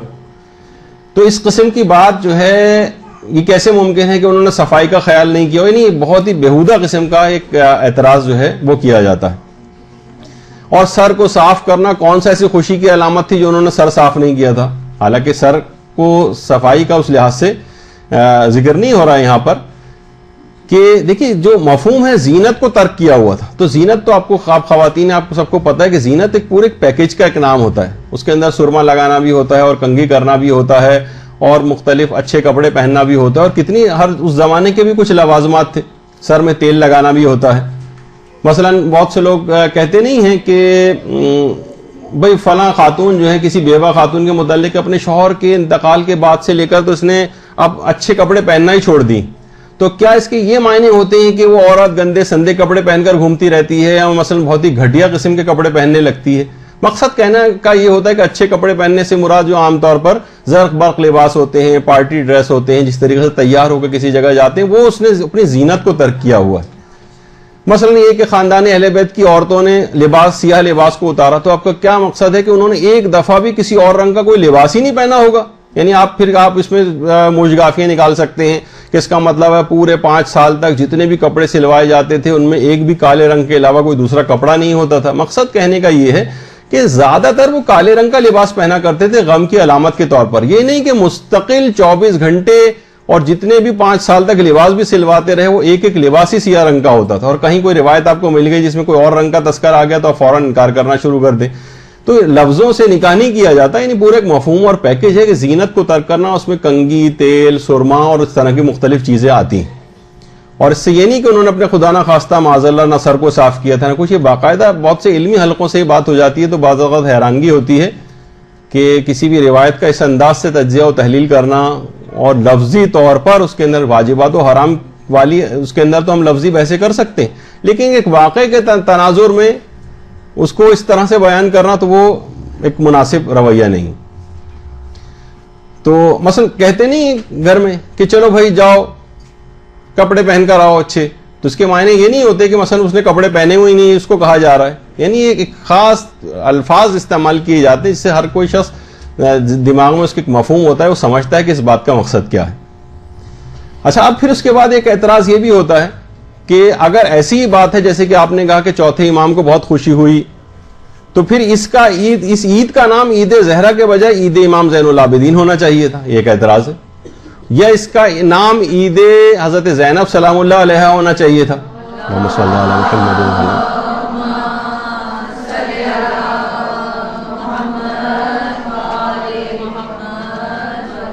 دیکھیے ایک ہے نا, ایک اعتراض تو ہے کہ اس کا نام عید زہرا کیوں ہے؟ یہ تو عید امام زین العابدین ہونا چاہیے تھا. وہ خوش ہوئے, حضرت زینب خوش ہوئی ہوں گی, ان کے اعتبار سے یہ والا نام ہوتا تو زیادہ اس کا مناسب نام ہوتا. تو عید زہرا کیوں؟ جبکہ پھر کہتے ہیں کہ اس عید کو ان سے منسوب کرنا, جبکہ حضرت زہرا تو اتنے ان ظالموں, یہ تو سمجھیں کہ 66 ہجری کے قریب 65-66 ہجری میں ظالم مارے گئے اور حضرت زہرا کا تو شہادت کب ہو چکی تھی, تو پہلے سے واقعے سے کیسے خوش ہو سکتی ہیں؟ تو دیکھیے یہ کہا جاتا ہے کہ زمانی فرق ایک ایسا فرق ہے کہ جس کی وجہ سے یہ روایت, یہ بات غلط ہے کہ اس دن کو اس وجہ سے خوشی کا دن منا کے عید زہرا کا نام دیا جائے, کیونکہ حضرت زہرا کی شہادت کے تو کتنے عرصے بعد یہ واقعہ ہوا ہے, تو پہلے سے کیسے خوش ہو رہی تھی. تو اب دیکھیے یہاں پر بھی علماء فرماتے ہیں کہ ان ملعونوں کے سب سے زیادہ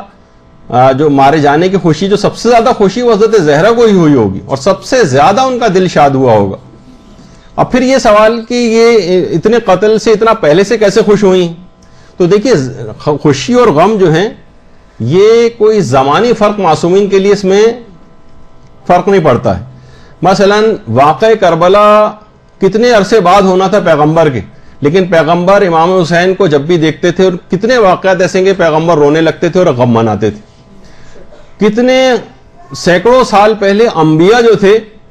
وہ واقع کربلا کو یاد کر کے روتے رہے. کتنی ہی روایات کے اندر اس کا تذکرہ ہے، جبکہ ان کے تو سینکڑوں سال بعد یہ واقعہ ہونا تھا. پیغمبر اسلام کے سامنے تو خود امام حسین موجود تھے، زندہ سلامت تھے، لیکن پھر بھی پیغمبر جو غم مناتے تھے. تو معصومین کے لیے، انبیاء کے لیے جو مستقبل کی خبریں رکھتے ہیں، ان کے لیے پہلے سے غم منانا یا خوش ہونا، یہ کوئی زمانی فرق کی وجہ سے اس بات پر اعتراض کرنا کہ وہ پہلے سے کیسے خوش ہو گئی تھی، یہ بہت ہی نامعقول قسم کا ایک اعتراض ہے.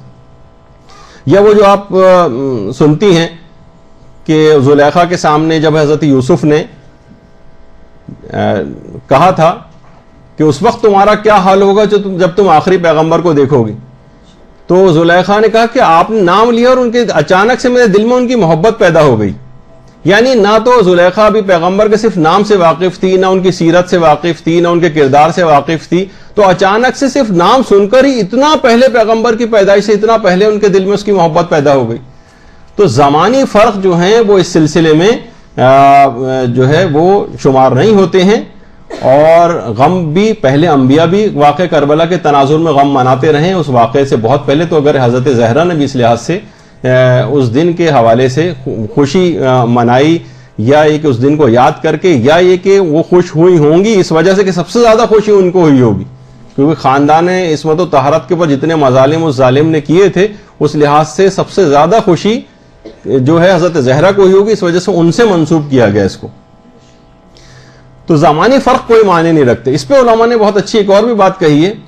کہ اگر زمانی فرق معنی رکھتے ہوں تو پھر آخر کیوں امام زمانہ کو یوسف زہرا کہا جاتا ہے؟ زیادہ بہتر نہیں تھا کہ اللہم صلی علی محمد و آل محمد؟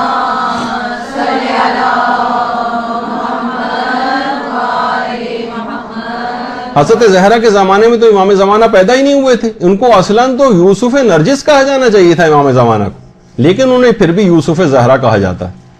تو بہرحال اس قسم کے اعتراضات کی اس میں کوئی گنجائش نہیں ہے کہ ان اعتراضات کر کے اس دن کی عظمت اور شرف سے لوگوں کو خوشی منانے سے روکا جائے. اچھا، اب تیسری وجہ جو ہے اس دن کو خوشی کے طور پر منانے کی، وہ یہ ہے کہ جو کہ شیخ محمد حسین آل کشف الغطا نے لکھی. ہمارے بہت بڑے عالم تھے شیخ محمد حسین آل کشف الغطا. وہ فرماتے ہیں کہ ایک خوشی کی ایک وجہ یہ بھی ہو سکتی ہے جو شیعوں کو زیادہ پتہ نہیں، کہ جو 10 ربیع الاول، 9 نہیں 10 ربیع الاول کا جو دن تھا، یہ دن جو کہ آج جس دن ہماری گفتگو ہو رہی، یہ فضیلت اور شرف ہم کو حاصل ہے کہ ہم اس دن آج گفتگو کر رہے ہیں، کیونکہ اس دن حضرت خدیجہ کی شادی سلام اللہ علیہ کی پیغمبر اسلام سے ہوئی تھی. اللہم صلی علی محمد.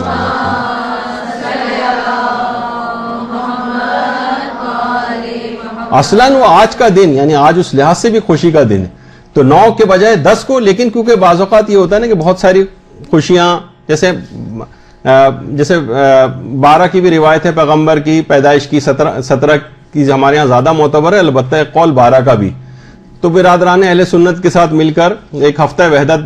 کے طور پر، یعنی ان تمام دنوں کو ہی قرار دے دیا جائے اور اس میں تقریبات وغیرہ منعقد کی جاتی ہیں. تو اگلے ہی دن، کیونکہ یہ نکاح کی تاریخ، خوشی کی تاریخ تھی، تو 9 ہی کے دن بہت ساری مناسبتوں کی وجہ سے ایک دن پہلے اس کی بھی خوشی جو ہے وہ منا لی جاتی تھی. تو کہا کہ یہ زیادہ ہمارے ہاں معروف نہیں ہو سکا، البتہ اس کی ایک وجہ یہ بھی رہی، یعنی اسی پیکیج میں 9 ربیع الاول کے دن اس 10 کی بھی خوشی ایڈوانس کے طور پر منا لی جاتی تھی. تو ایک تو یہ بھی وجہ ہے اس کی. اچھا، تو اب آپ نے دیکھا کہ یہ جو 3 وجوہات بنی، ایک تو ایک بڑے دشمن اہل بیت کا مارا جانا، جس میں کچھ تاریخی اختلافات تھے. عمر سعد کے حوالے سے، جب عمر سعد اور ان چاروں افراد کے سر امام کے پاس 9 ربیع الاول کے دن پہنچے اور امام کو خوشی نصیب ہوئی، اس لحاظ سے خوشی کا دن ہے کہ اس دن سوگ کو بڑھایا گیا.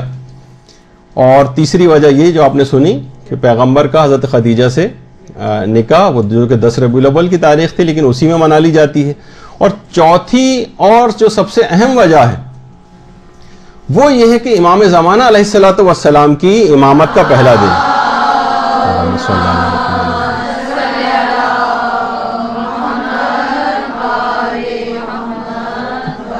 کیونکہ 8 ربیع الاول کو شہادت امام حسن عسکری علیہ الصلوۃ والسلام ہے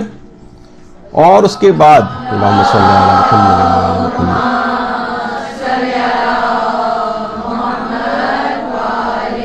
اور 9 ربیع الاول کو امام زمانہ علیہ السلام کی امامت کا پہلا دن. اللہم صلی علی محمد وعلی محمد.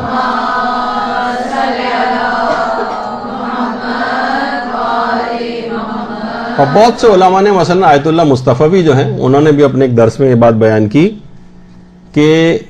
2 وجوہات کی بنا پر خاص طور پہ یہ دن خوشی کا دن ہے 9 ربیع الاول. ایک تو وہی عمر سعد کے قتل ہونے کی خوشی، اور دوسری امام زمانہ کی امامت کا پہلا دن کہ جو زمین کو عدل و انصاف سے بھر دیں گے اور ظالموں سے آ کر انتقام لیں گے. اور اس طرح سے وہ حضرت زہرا کے دل کو شاد کریں گے. اس وجہ سے عید زہرا کہا جاتا ہے کہ امام زمانہ کی امامت کا دن شروع ہو گیا ہے، اور امام زمانہ ہی وہ ہیں جو ان ظالموں سے آ کر انتقام لے کر حضرت زہرا کے دل کو سب سے زیادہ شاد کریں گے. یہ ایک وجہ ہے اس کو عید زہرا کہنے کی ایک بہت بڑی. اور علماء یہ بھی فرماتے ہیں کہ اس دن کی تناظر میں حضرت زہرا نے امام زمانہ کو اس وقت کہ جب کہ دیوار اور دروازے کے درمیان بھینچا ان کو گیا تھا اور اس کے بعد محسن بھی شہید ہوئے تھے جس کے نتیجے میں، اس وقت حضرت زہرا نے یا ابا صالح المہدی ادرکنی کہا تھا. یعنی امام زمانہ کو اس وقت یاد کیا تھا کہ اس ظلم کا انتقام بھی امام زمانہ آ کر لیں گے. اور حقیقی انتقام انہوں نے جبکہ ان کی امامت کا دور شروع ہوا اس دن سے، تو ہم اس دن کو خوشی کے طور پر مناتے ہیں کہ اور حضرت زہرا بھی کیونکہ یہی آ کر ان کا انتقام لینے والے ہیں. اچھا، یہ والا جو جملہ ہے، اس جملے کو کہ حضرت زہرا نے ان کو پکارا تھا دیوار اور دروازے کے درمیان دب کر، اس بات کو باقاعدہ سب سے پہلے علامہ امینی نے بیان کیا ہے، جو کہ صاحب الغدیر ہے اپنی کتاب الغدیر میں. علماء نے لکھا ہے جو تحقیق کی ہے کہ بہرحال انہوں نے اپنے اس بات کا مصدر تو نہیں لکھا ہے، لیکن انہوں نے بہت زیادہ الغدیر جب احادیث تلاش کی تھی اور ملکوں گئے تھے کتب خانوں کے اندر، اور جس طرح سے یہ غرق رہتے تھے کتابوں کے اندر، ہو سکتا ہے کہ ان کے پاس اس کا مصدر موجود ہو، لیکن بہرحال الغدیر میں انہوں نے لکھا نہیں. لیکن علامہ امینی کا کوئی ایسی ان اوتھینٹک بات لکھ نہیں سکتے اپنی ایسی کتاب کے اندر. تو بہرحال اس لحاظ سے یہ جملہ سب سے پہلے علامہ امینی نے، جو کہ ان کی نگاہ میں ہو سکتا ہے کچھ کتابیں یا اس کا سند ہو، لیکن انہوں نے کیونکہ لکھے نہیں، تو ہو سکتا ہے کہ یہ بھی وجہ ہو کہ حضرت زہرا کے اوپر جو یہ ظلم ہوا تھا تو وہ ظلم کا انتقام لینے کے لیے، کیونکہ امام زمانہ علیہ السلام آئیں گے، تو اس لحاظ سے اس دن کو عید زہرا جو ہے کہا گیا، اور اس دن کو یوم فرحت الزہرا بھی کہا جاتا ہے. اور کتنے ہی مراجع کرام ہمارے ایسے ہیں کہ جو باقاعدہ اس دن کی باقاعدہ مبارکباد کے پیغامات ان کے ہوتے ہیں، اور اس دن کو اس پہ بھی اعتراض ہے لوگوں کا کہ جب 8 تاریخ کو امام جو ہے وہ امام حسن عسکری شہید ہو گئے تو 8 ہی کے دن سے امامت کا آغاز ہو گیا تھا، تو اس کو اگلا دن جو ہے آپ کیوں اس کے اوپر کہہ رہے ہیں کہ اس دن خوشی منائی جائے، تو اسی وقت سے فوراً خوشی منا لینی چاہیے وغیرہ اس قسم کا اعتراض. تو بہرحال 8 کو انتقال ہوا تو عرف کے اندر بھی اگلا دن امامت کا پہلا دن شمار ہو. یہی آیت اللہ مصطفی نے بھی لکھا، اور یہی بات جو ہے آیت اللہ سعید الحکیم نے بھی اپنے استفتاء کے اندر جو بیان کی کہ 9 جو دن ہے وہ امام زمانہ کی امامت کا پہلا دن. تو اس لحاظ سے تمام مراجع بھی یہ بات کہتے آ رہے ہیں، اور اس میں کسی کو بھی کوئی اعتراض کی بات نہیں ہے، لیکن پھر بھی کچھ اعتراضات اس وجہ سے دیکھنے میں آ جاتے ہیں. اچھا، ایک اعتراض یہ ہے کہ ابھی تو آپ شہادت سے فارغ ہوئے ہیں 8 تاریخ کو ربیع الاول کی، اور فوراً ہی اگلے دن خوشی منانے کچھ غیر عقلی سے لگتا ہے. ایک یہ بھی اعتراض ہے اس کے اوپر، یعنی فوراً بعد شہادت کے اگلے دن ہی خوشی منانے لگنا. کوئی جیسے کہے، ابھی نیچے بھی ذکر ہو رہا تھا اس بات کا، تو ہمارے مولانا محترم اور جو ہے وہ اس بات کو کہہ رہے تھے کہ ابھی رمضان سے فارغ ہو، پورے مہینے منع کیا گیا کہ امساک کرو، لیکن اس دن واجب کیا جا رہا ہے کہ روزہ نہ رکھو، یعنی اس دن کچھ کھاؤ پی لو. تو یہ فوراً ہی اگلے دن ایک دم سے پیترا بدل لیا رمضان کے سلسلے میں بھی، کہ کبھی منع کیا جا رہا تھا اور پھر حکم دی. تو ہم حکم کے بندے ہیں اصل میں. ہم یہ نہیں کہہ سکتے کہ بھئی اتنے دن رکھا تو آج کے دن بھی روزہ رکھ لیتے ہیں، اللہ کے لیے تو رکھ رہے نہیں، باطل ہوگا، گناہگار ہو جائیں گے. تو خوشی میں خوشی منانی ہے، غم میں غم منانا ہے. اور اگر ایسا ہے تو آپ دیکھیں کتنی اسلام کی ایسی تاریخیں، مثلا 29 ذی قعدہ کو امام محمد تقی علیہ السلام کی اللہم صلی علی محمد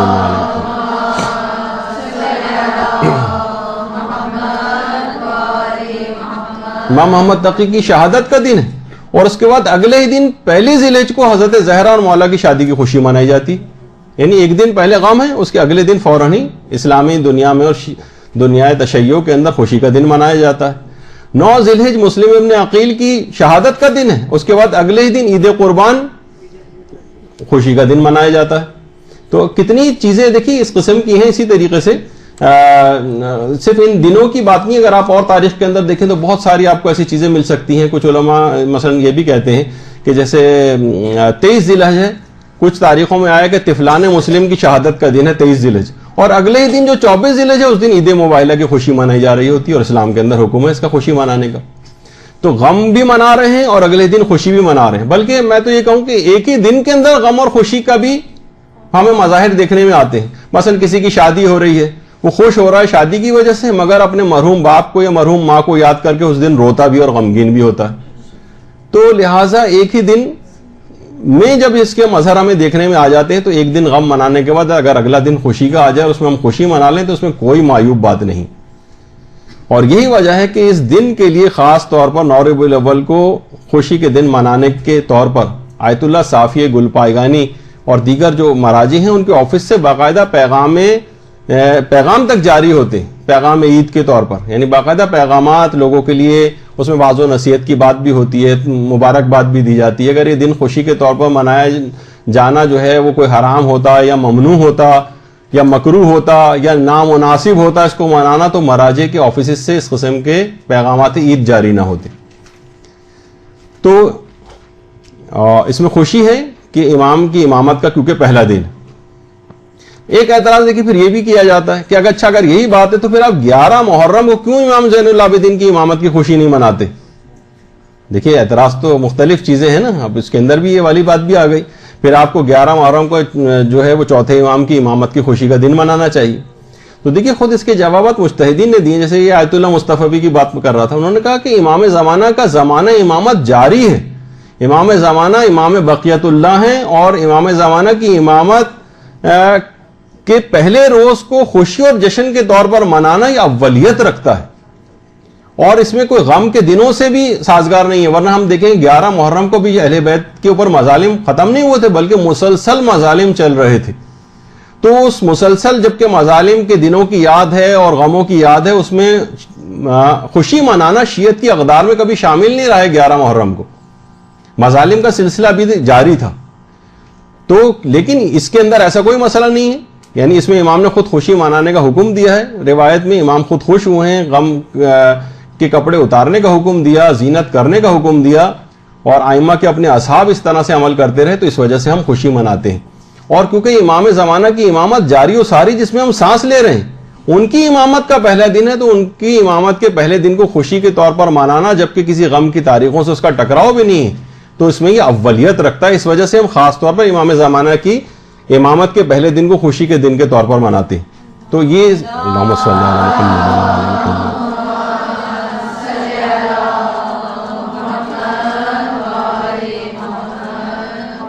بعض افراد اس پر بھی اعتراض کرتے ہیں، جیسے کہ عام طور پر کہا جاتا ہے کہ آج جشن تاج پوشی امام زمانہ ہے، تو باقاعدہ اس کی پوسٹ بھی بنا کر لگائی جاتی ہیں کہ تاج پوشی امام زمانہ انتہائی، کیونکہ تو بہری حضرات مثلا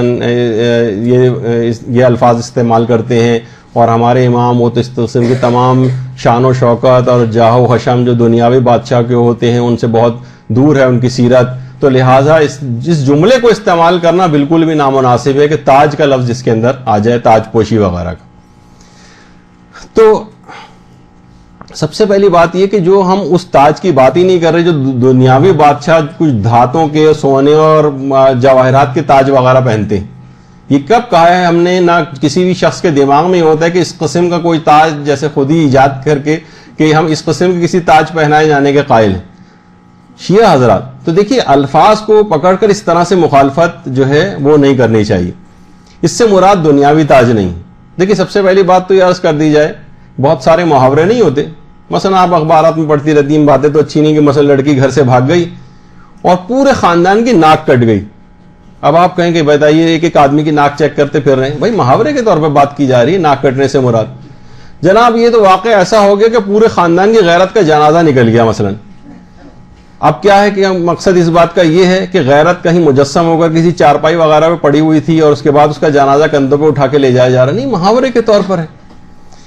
تو خوشی سے شادی مرگ کی کیفیت ہو گئی. تو یہ استعارے ہیں, اشارے ہیں, عربی میں بھی اردو زبان میں بھی مختلف جگہوں کے پر جو ہیں یہ سب چیزیں اس قسم کے الفاظ استعمال کیے جاتے ہیں. تاج تو فارسی میں بھی اسی تاج کو کہتے ہیں جو پہنا جاتا ہے. پوشی معنی پہننا, اور یہاں پر سر پر رکھنے کے معنوں میں ہوتا ہے اصل میں. اور کتنی احادیث کے اندر بھی پیغمبر کی حدیثوں میں بھی بات آئی کہ امامہ ملائکہ اور ہم عربوں کا تاج ہے. یعنی تاج کا لفظ کوئی معیوب لفظ نہیں روایات کے اندر سمجھا گیا, باقاعدہ اصول کافی میں محمد ابن یعقوب کلینی نے اس کو لکھا. اسی طریقے سے جو جواہر الکلام ہے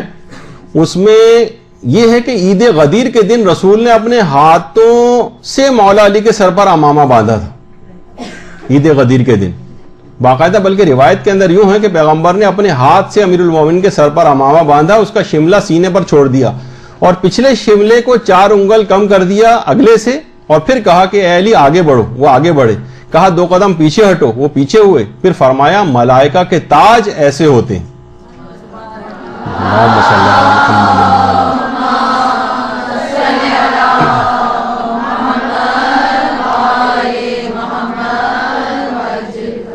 اور اس روایت کو آیت اللہ مرشی نجفی نے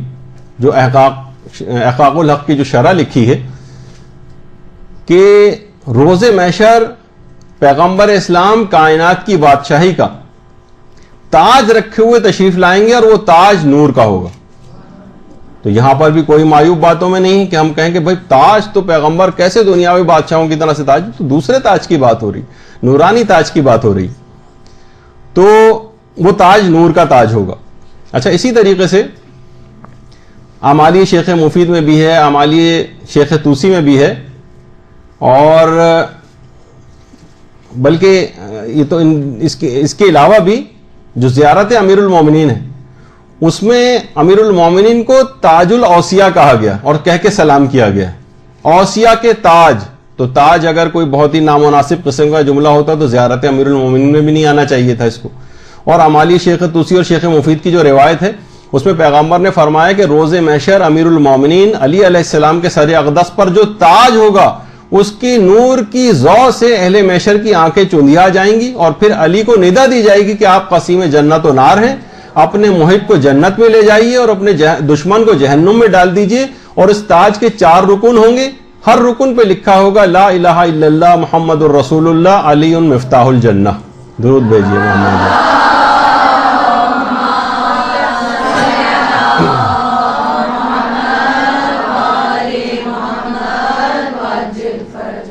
اسی لحاظ سے علامہ امینی نے بھی اس بات کو لکھا ہے, نہیں بلکہ جو ایک اور روایت بھی آ گئی سامنے کہ روز محشر امیر المومنین جنت کے ایک ناقے پر سوار ہوں گے اور آپ کے سر پر نور کا تاج ہوگا جس کے 70 گوشے یعنی کنگورے ہوں گے جن میں یاقوت سرخ جڑا ہوگا, جس میں سے ہر یاقوت کی روشنی 3 دن کی مسافت کے فاصلے تک پہنچے گی.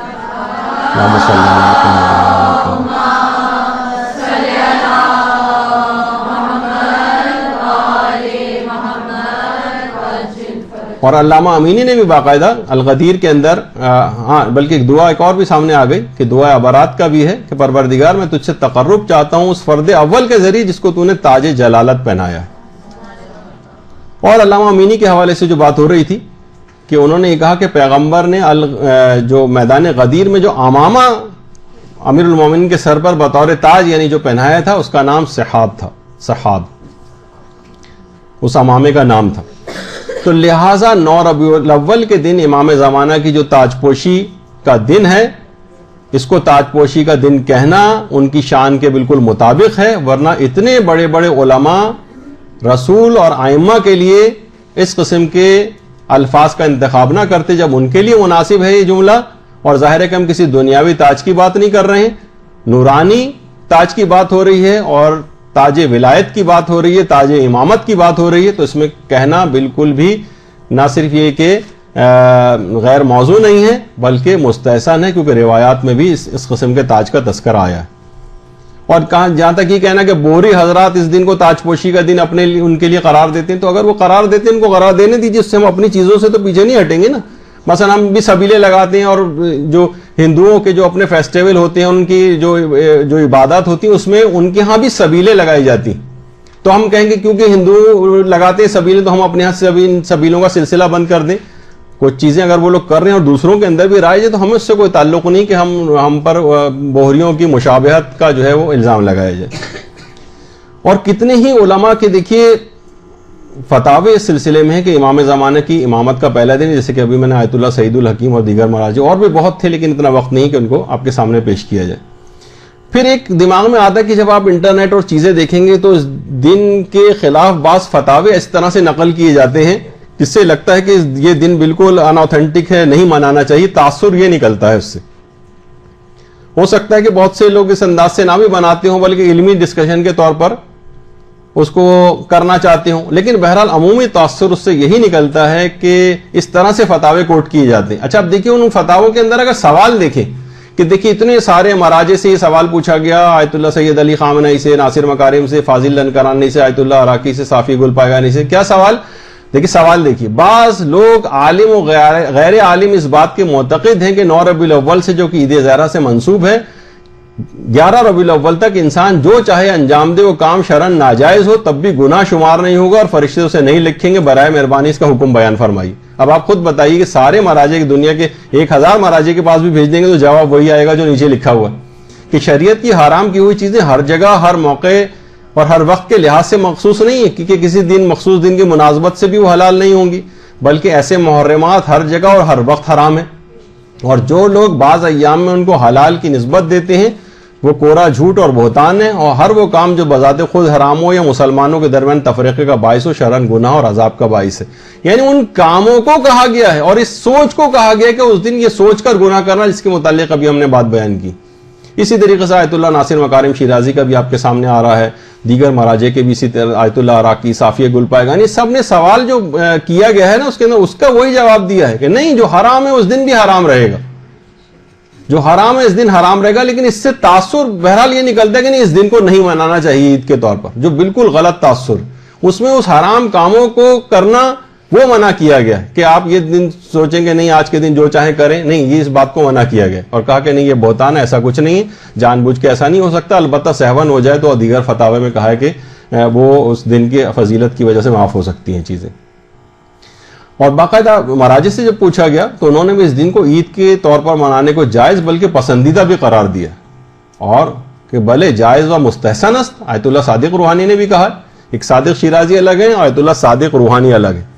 بشرط عدم ارتکاب محرمی. بس یہ کہ حرام کام کوئی نہیں ہونا چاہیے. وہ تو ہر اس خوشی کے موقع پر علماء یہی کہتے ہیں، کیونکہ اس میں بہت سارے لوگ کچھ ایسے کام بھی کرنے لگتے ہیں. ایران کے اندر بھی بعض اوقات ایسا ہوتا ہے، کچھ افراد، سارے تو نہیں، ہر جگہ پہ نہیں، ان کو روکا جائے گا کہ مثلا وہ نہ گانے اور موسیقی بھی اور ڈانس بھی اور اس طرح کی چیزیں شروع کر دیتے ہیں، لیکن وہ تو ہر خوشی کے موقع سے ہی منسوب ہے کہ یہ سب ان مناسبتوں سے لوگ اس قسم کے ارتکاب کرتے ہیں گناہوں کا، تو ان کو روکا جائے گا، نہ کہ ہم اس دن کو ہی منانا بند کر دیں کیونکہ اس میں یہ فلاں گناہ ہوتے ہیں لہٰذا مناسب نہیں ہے کہ اس دن منایا جائے اور اس کو آہستہ آہستہ ترک کر دیں. نہیں، ہم ان غیر شرعی باتوں کو منع کریں گے. تو اسی طرح سے آیت اللہ گورگانی، ان کا بھی فتویٰ یہی کہ بہرحال کہ یہ اس دن خوشی منانا، یعنی کافی اس میں سفارش کی گئی ہے کہ یہ 9 ربیع الاول کے دن خوشی کا دن ہے. تو بس یہ ہے کہ اس میں جو دیکھیے اسی طرح آیت اللہ صافی گل پائگانی نے بھی، انہوں نے تو بلکہ باقاعدہ اس کا برنامہ بھی دیا ہے کہ اس دن کو کیسے منانا چاہیے، کہ اس دن فضائل کا ذکر کرنا چاہیے، مناقب اہل بیت بیان ہونے چاہیے، معارف اور تعلیمات اور ہدایت کا جو بیان ہے وہ اس دوران ہونا چاہیے، اور ان ہمارے جو یہ ہستیاں ہیں ان کی حقانیت کے دلائل پیش کیے جائیں، اور دشمنان جو اہل بیت ہیں اخبار و احادیث اور تاریخ صحیحہ سے ان کے اوپر اعتراض کیا جائے، یعنی جس کو ہم یوم تبرہ اسی لحاظ سے کہتے ہیں کہ ہم ان کے نقائص، لیکن علمی طور پر، نہ کہ کسی فرقہ فساد کے لیے. تو علماء نے اس بات کو اس لحاظ سے باقاعدہ لکھا ہے. یہی وجہ ہے کہ جو جتنے بھی فتاوے پیش کیے جاتے ہیں، چاہے رہبر معظم کے ہوں، آیت اللہ بہجت کے ہوں، کہ اس انداز سے بہت سے لوگ کسی شخصیت کا مثلا پیٹ پھاڑنے والا واقعہ کچھ دشمنان کے نام مثلا جانوروں کے اوپر لکھ کر اس کو مارنے کا واقعہ، اس طرح کی کچھ فساد انگیز باتیں کہ جس سے معاشرے کے اندر ایک خلفشار برپا ہو جائے اور تفرقہ پیدا ہو جائے، کتنا زیادہ پھونک پھونک کے قدم رکھنے کی ضرورت ہے، اور اس کے اندر اس قسم کی باتیں کر کے کہ مومنین کی جان اس سے جائے، لوگ خطرے میں آ جائیں، مسلمانوں میں انتشار پھیلے، اس کو سب نے یقیناً منع کیا ہے اور یہ کام ہرگز نہیں کرنے چاہیے، اور اس بات کو پھیلانا چاہیے کہ مراجع نے خصوصیت کے ساتھ ان تمام چیزوں کو منع کیا، ورنہ محافل منعقد کرنا، تقاریر کرنا، فضائل کی باتیں بیان کرنا، معارف کی باتیں بیان کرنا، اس کو کسی مجتہد نے آج تک منع نہیں کیا، سب نے بلکہ اس کی تاکید ہی کی ہے کہ اس دن کو خوشی کے طور پر منایا جائے، لیکن کچھ اس قسم کی باتوں کے فتاوے لے کر اور لوگوں کو ڈسکریج کیا جائے کہ اس دن وہ خوشی کے دن کے طور پر اس کو نہ منائیں، تو اس کو ہم یہی شبہ ہوتا ہے بعض اوقات کہ کچھ دشمنان اہل بیت کے سلسلے میں کہیں دلوں میں کوئی نرم گوشہ تو موجود نہیں، یعنی یہ شبہ تو پھر پیدا ہوگا کہ تمام چیزوں کو نظر انداز کر کے اور کچھ مخصوص باتوں کو پروجیکٹ کر کے اس دن کو اگر ہم یہ کہیں کہ اس دن کو نہ منایا جائے کیونکہ اس میں فلاں فلاں چیز ہوتی ہے تو لگتا ایسا ہے پھر تو کہ دیکھیے کتنی، جیسے بھی اس سے پہلے ہم بات کر رہے تھے کہ شادی کی تقریب ہوتی ہے، کہ ہم یہ تو نہیں کہیں گے شادی کی تقریب، جیسے ایک دفعہ ہم نے پہلے بھی کہا تھا کہ اس کو شب گناہ کبیرہ قرار دینا چاہیے، کتنا اسراف ہوتا ہے، کتنی بے پردگی ہوتی ہے، لوگوں کے اگلے دن کی نمازیں قضا ہوتی ہیں، عورتیں نامحرموں کے سامنے میک اپ کر کے جاتی ہیں، زرق برق لباس پہنے جاتے ہیں، مکس گیدرنگ ہوتی ہے، اور نہ جانے کتنے گناہ اس شادی کے نتیجے میں ہوتے ہیں، لیکن کبھی کوئی نہیں کہتا کہ بھئی شادی نہیں کرنی چاہیے، یا یہ کہ بالکل شادی کی اس قسم کی کوئی تقریب منعقد ہی نہیں کرنی چاہیے، کہیں بس جاؤ مثلا کسی بھی قاضی کے پاس بیٹھ کے، کسی مولوی صاحب کے پاس بیٹھ کے نکاح پڑھا کے آ جاؤ، نہیں، یہ کہا جائے گا شادی کی تقریب منعقد کریں لیکن اس کے اندر کوئی خلاف شریعت بات نہ ہو، اس کا پروپیگنڈا کرنا چاہیے، اس کے خلاف بات کرنی چاہیے، لوگوں کو اس کی طرف راغب کرنا چاہیے کہ اسلامی ماحول کے اندر شادیاں کریں، لیکن خود تقریب ہی منعقد نہ کریں، یہ کانسیپٹ اس سلسلے میں غلط ہے۔ تو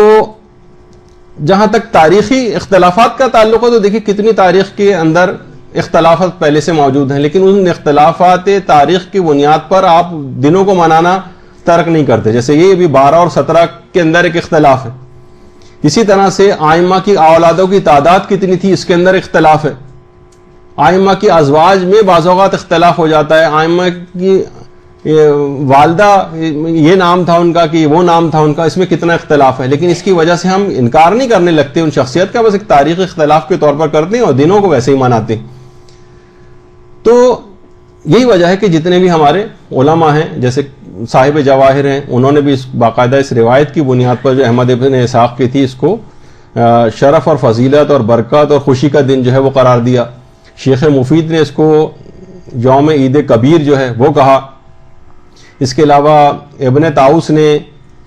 جو ہے خوشی کا دن قرار دیا، علامہ کفمی نے بھی اس کو کہا کہ باقاعدہ اس دن انفاق کیا جائے مومنین کے اوپر اور اپنے اہل و عیال پر توسعہ کیا جائے، یعنی اس دن ان کو رزق اور مختلف چیزوں میں وسعت دی جائے، خوشبو لگائی جائے، نئے لباس پہنے جائیں، شکر کیا جائے، عبادت کی جائے، یعنی باقاعدہ اس کا پروگرام بھی دیا، یعنی کہ اس دن کو نہ منائیں بلکہ یہ کام کریں اس دن۔ اور آیت اللہ طباطبائی جو کاظم یزدی طباطبائی، انہوں نے تو باقاعدہ عروۃ الوثقیٰ میں اس دن کا غسل بھی قرار دیا، جو کہ اگرچہ دیگر مجتہدین نے اس دن کے استحباب کے قائل نہیں ہیں۔ تو اس طرح سے کتنی ہی میرے پاس، یعنی میں آپ کے سامنے جو فتاوے آ رہے ہیں کہ کہا گیا ہے کہ شیعوں کو اس دن کو تعظیم کے اس کی کرنی چاہیے اور اس دن اظہار خوشی کرنا چاہیے، اور امام خمینی کے جو استاد تھے آیت اللہ مرزا جواد ملکی تبریزی، انہوں نے المراقبات میں اس دن کو دشمنان نے اہل بیت کی نابودی کا دن قرار دیا اور زور دیا ہے کہ اس دن کو خوشی کے دن کے طور پر منائیں۔ اسی طرح سے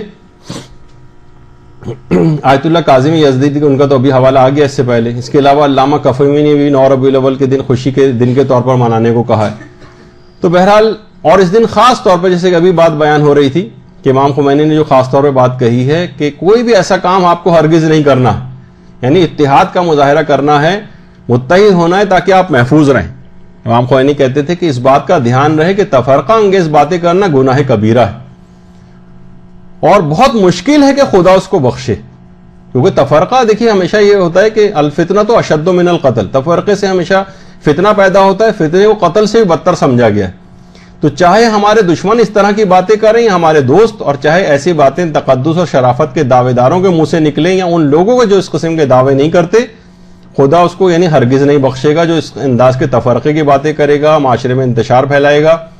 اور مسلمانوں کو باہمی دست و گریباں کرے گا اپنی تقریروں کے ذریعے، اس انداز سے اس دن کے لحاظ سے باتیں کر کے کہ زیادہ سے زیادہ لوگوں مسلمانوں میں آپس میں انتشار پیدا ہو. ان باتوں کو بس اصل میں اس میں علی الخصوص خیال کرنا ہے. اور جیسے کہ ابھی ذکر ہوا کہ سب سے اہم وجہ امام زمانہ کی امامت کے پہلے دن کے طور پر خوشی منانی ہے، اور خود آیت اللہ سیستانی نے بھی باقاعدہ کہا ہے کہ اگر تفرقے کا باعث نہیں بن رہا ہے تو عید زہرہ منانے کے اندر کوئی اشکال نہیں ہے، اور اس کے اندر اس کی محفلوں میں شرکت کرنے میں بھی کوئی اشکال نہیں ہے. لیکن اگر اس قسم کی مجالس اس نیت سے اگر برپا کوئی کر رہا ہے کہ لڑائی جھگڑا، قتل و غارت گری، تفرقہ مسلمانوں میں ایجاد کرنا مقصد ہے، جیسے کہ اکثر جگہوں کے اوپر دیکھنے میں آتا ہے، تو پھر اس قسم کی مجالس اور ان میں شرکت کرنا جائز نہیں ہوگا. لیکن وہ دوسرا عنوان ثانوی کے طور پر حکم ہے کہ اس قسم کے کوئی تفرقہ انگیز کام نہیں کیے جائیں، لیکن دن کو خوشی کے دن کے طور پر منانا، اور اس میں کوئی اشکال نہیں ہے، اس میں شرکت کرنے میں بھی ان کے پروگراموں میں کوئی اشکال نہیں ہے. اور آیت اللہ شیخ جواد تبریزی نے تو باقاعدہ کہا کہ ہر حال میں یہ دن شیعوں کے لیے عام طور پر اور اہل بیت کے لیے خاص طور پر خوشی کا دن ہے، تو اس کو ضرور منانا چاہیے. اور آیت اللہ صافی گل پاگانی تو باقاعدہ پیغام بھی اس سلسلے میں جاری کرتے ہیں. اور البتہ رہبر معظم اور دیگر لوگوں نے اس دن جو خرافات ہوتی ہیں اس کے متعلق ضرور باتیں کہیں کہ ان خرافات سے اپنے آپ کو بچائیں، اور صرف یہاں نہیں، ایران کے اندر بھی وہ خرافات ہیں، تو اس دن سے اپنے آپ کو ان خرافات سے اپنے آپ کو بچانا ہے، اور اسی کے سلسلے میں اس طرح سے اس دن کو منانا ہے کہ اس دن میں کوئی حکم شریعت کی مخالفت نہ ہو. اور آخر میں بس یہ بات آپ کی خدمت میں عرض کر دی جائے، جو شعر بھی ہے کہ 72 دنوں تک ان کے مصائب پہ روئے ہیں، وہ خوش ہوئے تو آج زمانے کی عید ہے. یا رب نہ مومنوں کی خوشی کو نظر لگے، زہرا کے سوگوار گھرانے کی عید ہے. اچھا، اللہم صلی اللہ علیہ وسلم.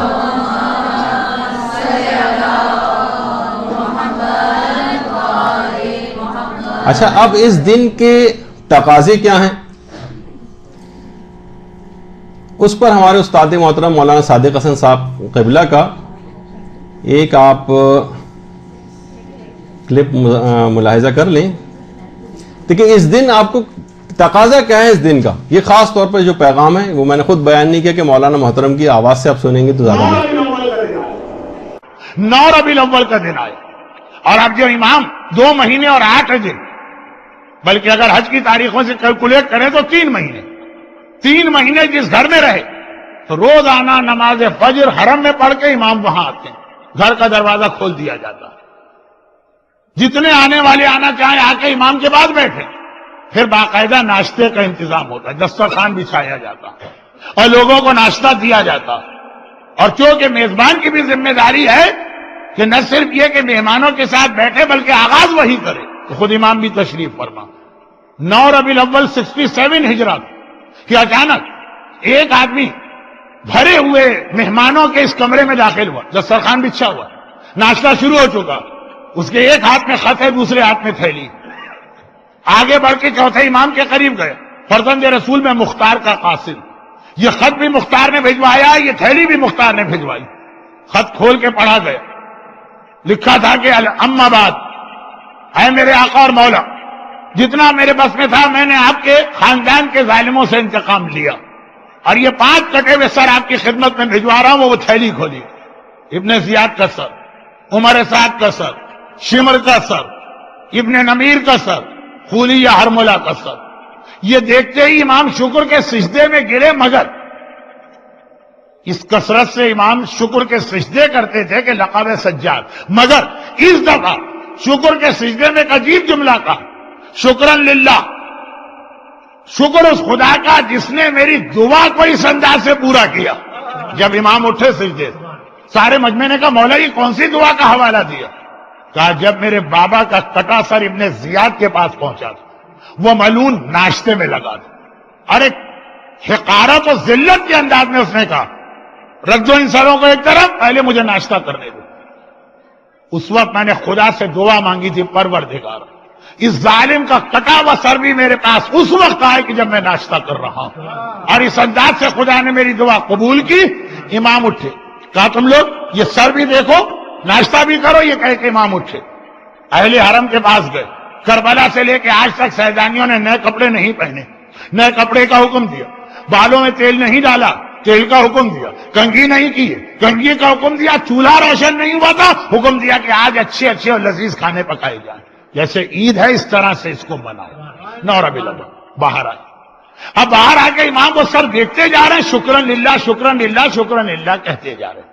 اب وہاں پہ اصل یہ جملہ تھا، کل رات کو یہ واقعہ آپ نے سنا ہے، اس لیے میں 10 منٹ کی تکرار کی آپ سے معافی مانگ رہا ہوں۔ اب یہ جملہ امام کے پاس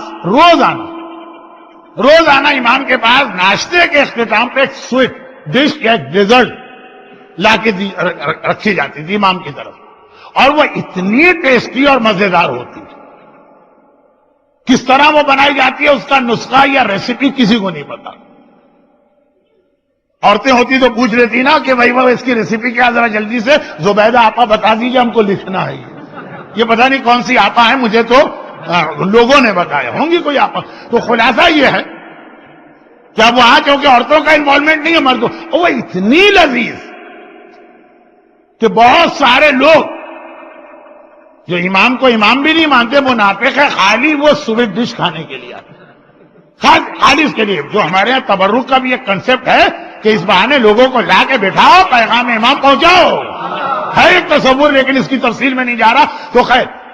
ان کو باقی معاملات سے اتنا انٹرسٹ نہیں تھا، اب وہ انتظار کر رہے ہیں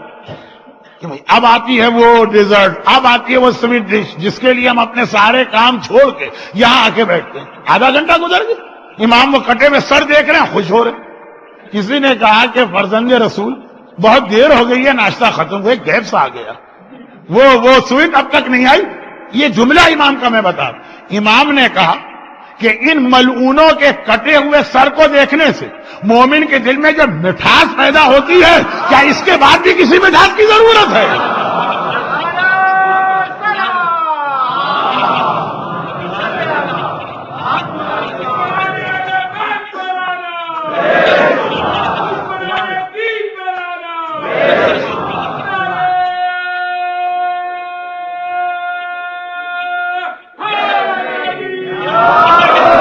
آقا اور مولا کی خوشی کا اندازہ کریں، فرماتے خالی ان ملعونوں کے ملاعین سے کٹا بسر یہ مومن دیکھے گا، اتنا اس کا دل اتنا خوش ہوگا، اتنا خوش ہوگا کہ اس کے بعد پھر کسی ڈیزرٹ کی، پھر کسی سویٹ ڈش کی اس کو ضرورت نہیں۔ اتنی خوشی ہونی چاہیے 9 ربیع الاول کو، اور ایسا مزہ کہ اس کے آگے ہر ڈیزرٹ، ہر سویٹ ڈش،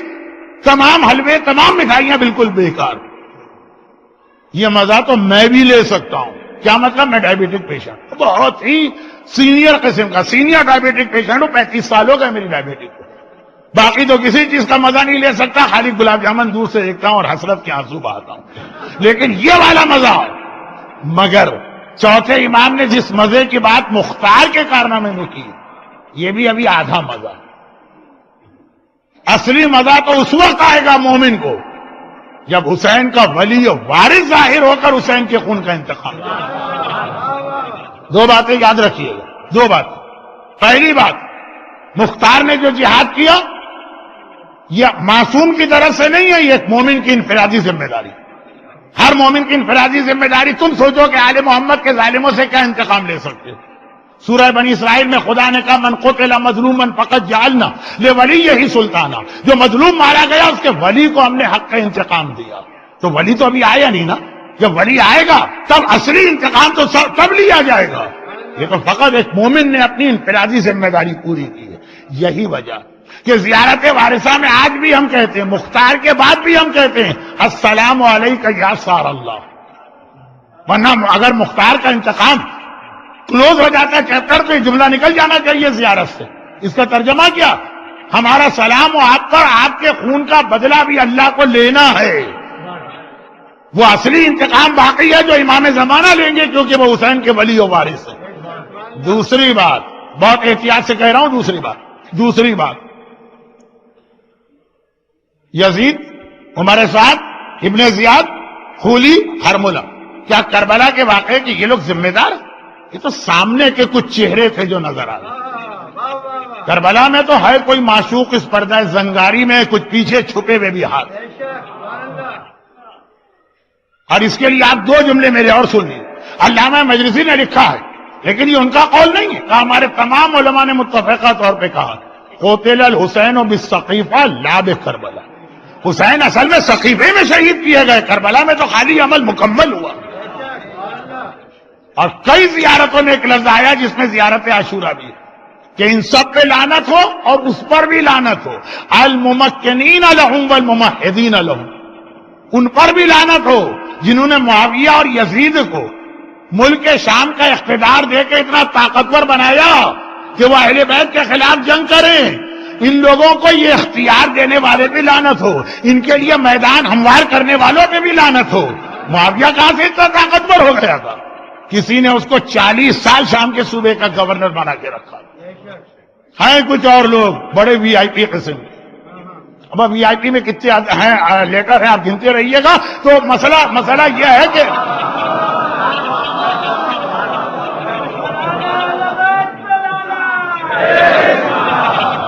ان سے تو انتقام باقی ہے نا، وہ انتقام مختار لے ہی نہیں سکتے ہیں، مختار تو ان سے انتقام لیں گے جو اس وقت زندہ۔ یزید بھی مختار سے پہلے واصل جہنم ہوا تھا، مختار یزید کو نہیں سے انتقام نہیں لے پائے۔ ہاں ایک امام برحق پردہ غیبت میں، وہ جب ظاہر ہوگا تو مرنے والے بھی زندہ کیے جائیں گے۔ ہم انتظار کر رہے ہیں امام آئیں گے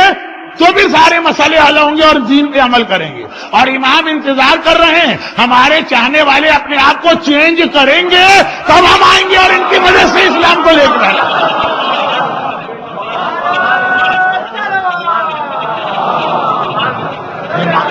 امام منتظر ہے، انتظار کر رہے ہیں ہمارے چاہنے والے اپنے آپ کو بدلیں گے اور پھر ہمیں بلائیں گے تو پھر ان کی مدد سے ہم اپنا جہاد کریں گے، تو ہم ان کا انتظار کر رہے ہیں، وہ ہمارا انتظار کر رہے ہیں۔ اب یہاں پہ برابری کا رشتہ تو ہے نہیں جیسے دو بھائیوں کا برابری کا تھا، امام کا انتظار برحق ہے، ہم دھوکہ کھائے بیٹھے ہیں کہ کچھ نہیں کرنا، ویسے ہی زندگی گزارتے رہو اور امام آ کے مسئلہ حل کریں گے، نہیں۔ یہی غلطی کوفے والوں نے کی تھی، لیکن پورا ایام ازا کا خلاصہ کہ امام کو بلایا تو مگر کوئی تیاری نہیں کی، تو نتیجہ کیا نکلا؟ ابن زیاد جب آیا تھا نا کوفے والے سمجھے امام آ گئے۔ ابن زیاد چہرے پہ نقاب ڈال کے آیا تھا، عرب میں ڈیزرٹ میں ٹریولنگ میں چہرے پہ نقاب ڈالا جاتا، کوفے والے سمجھ رہے تھے کہ ہم نے اتنے خط لکھے آقا حسین کو، یہ حسین آ گئے، جال حسین جال حسین جا سیدنا، آواز لگ گئی، سب لوگ گھروں سے نکل آئے۔ اللہ اللہ امام کو بلا رہے ہو اور اتنا بھی نہیں پتا کہ امامت کو پہچانو گے کیسے، ابن زیاد کو امام سمجھ بیٹھے ہو۔ یہی غلطی کہیں ہم سے نہ ہو، کیونکہ ہمارے لیے تو روایت بھی ہے کہ امام زمانہ کے ساتھ دجال بھی آئے گا جو صاحبان ایمان کو بہکائے گا۔ تو جشن عید الزہرا، آخری بات نہیں کہہ رہا ہوں، تو 5 دفعہ کہہ چکا ہوں، آخری جملہ، جشن عید الزہرا ہمیں پیغام دیتا ہے کہ مختار نے جو انتقام لیا وہ بہت چھوٹا انتقام تھا، اصلی انتقام باقی ہے۔ یہ انتقام زہرا کا وارث و فرزند زمانے کا امام لے گا، اور اس انتقام کے لیے وہ ہمارے اور آپ کے تبدیل ہونے کا انتظار کر رہا ہے۔ جب ہم اپنے آپ کو بدلیں گے تو امام آ جائیں گے۔ اور اب میں جملے کو بدل دوں، یعنی اگر ہم اپنے آپ کو بدلتے نہیں ہیں تو امام کے آنے میں دیر ہو رہی ہے۔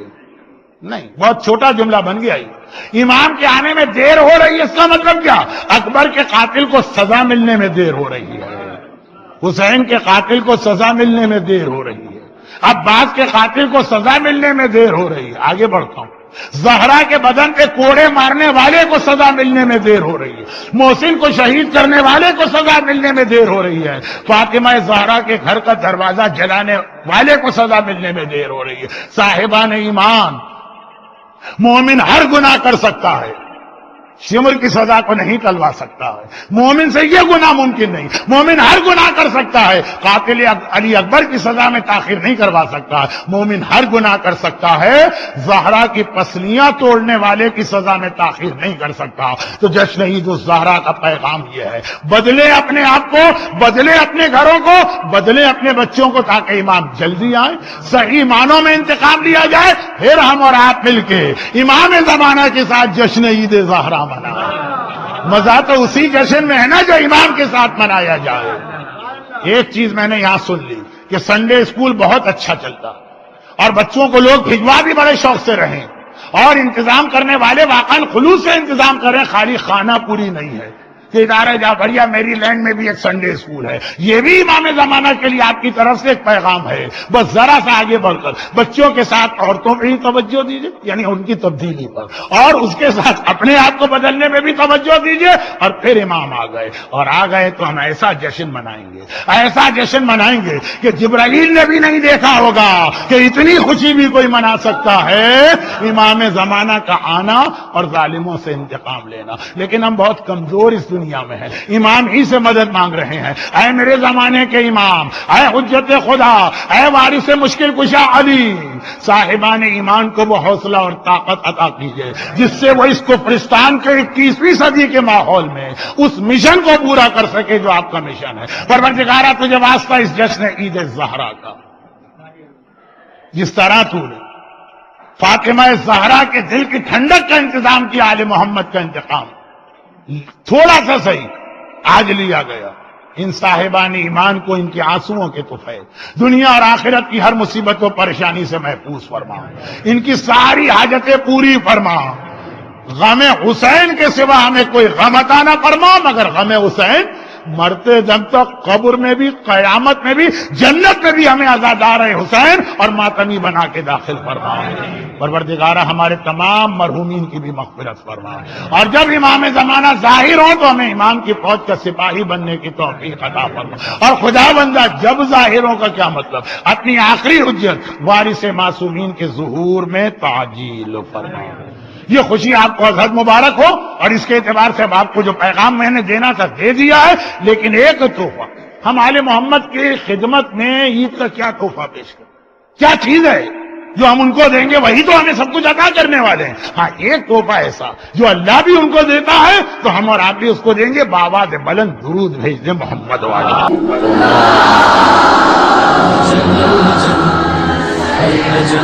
جل يا مولا جل جل جل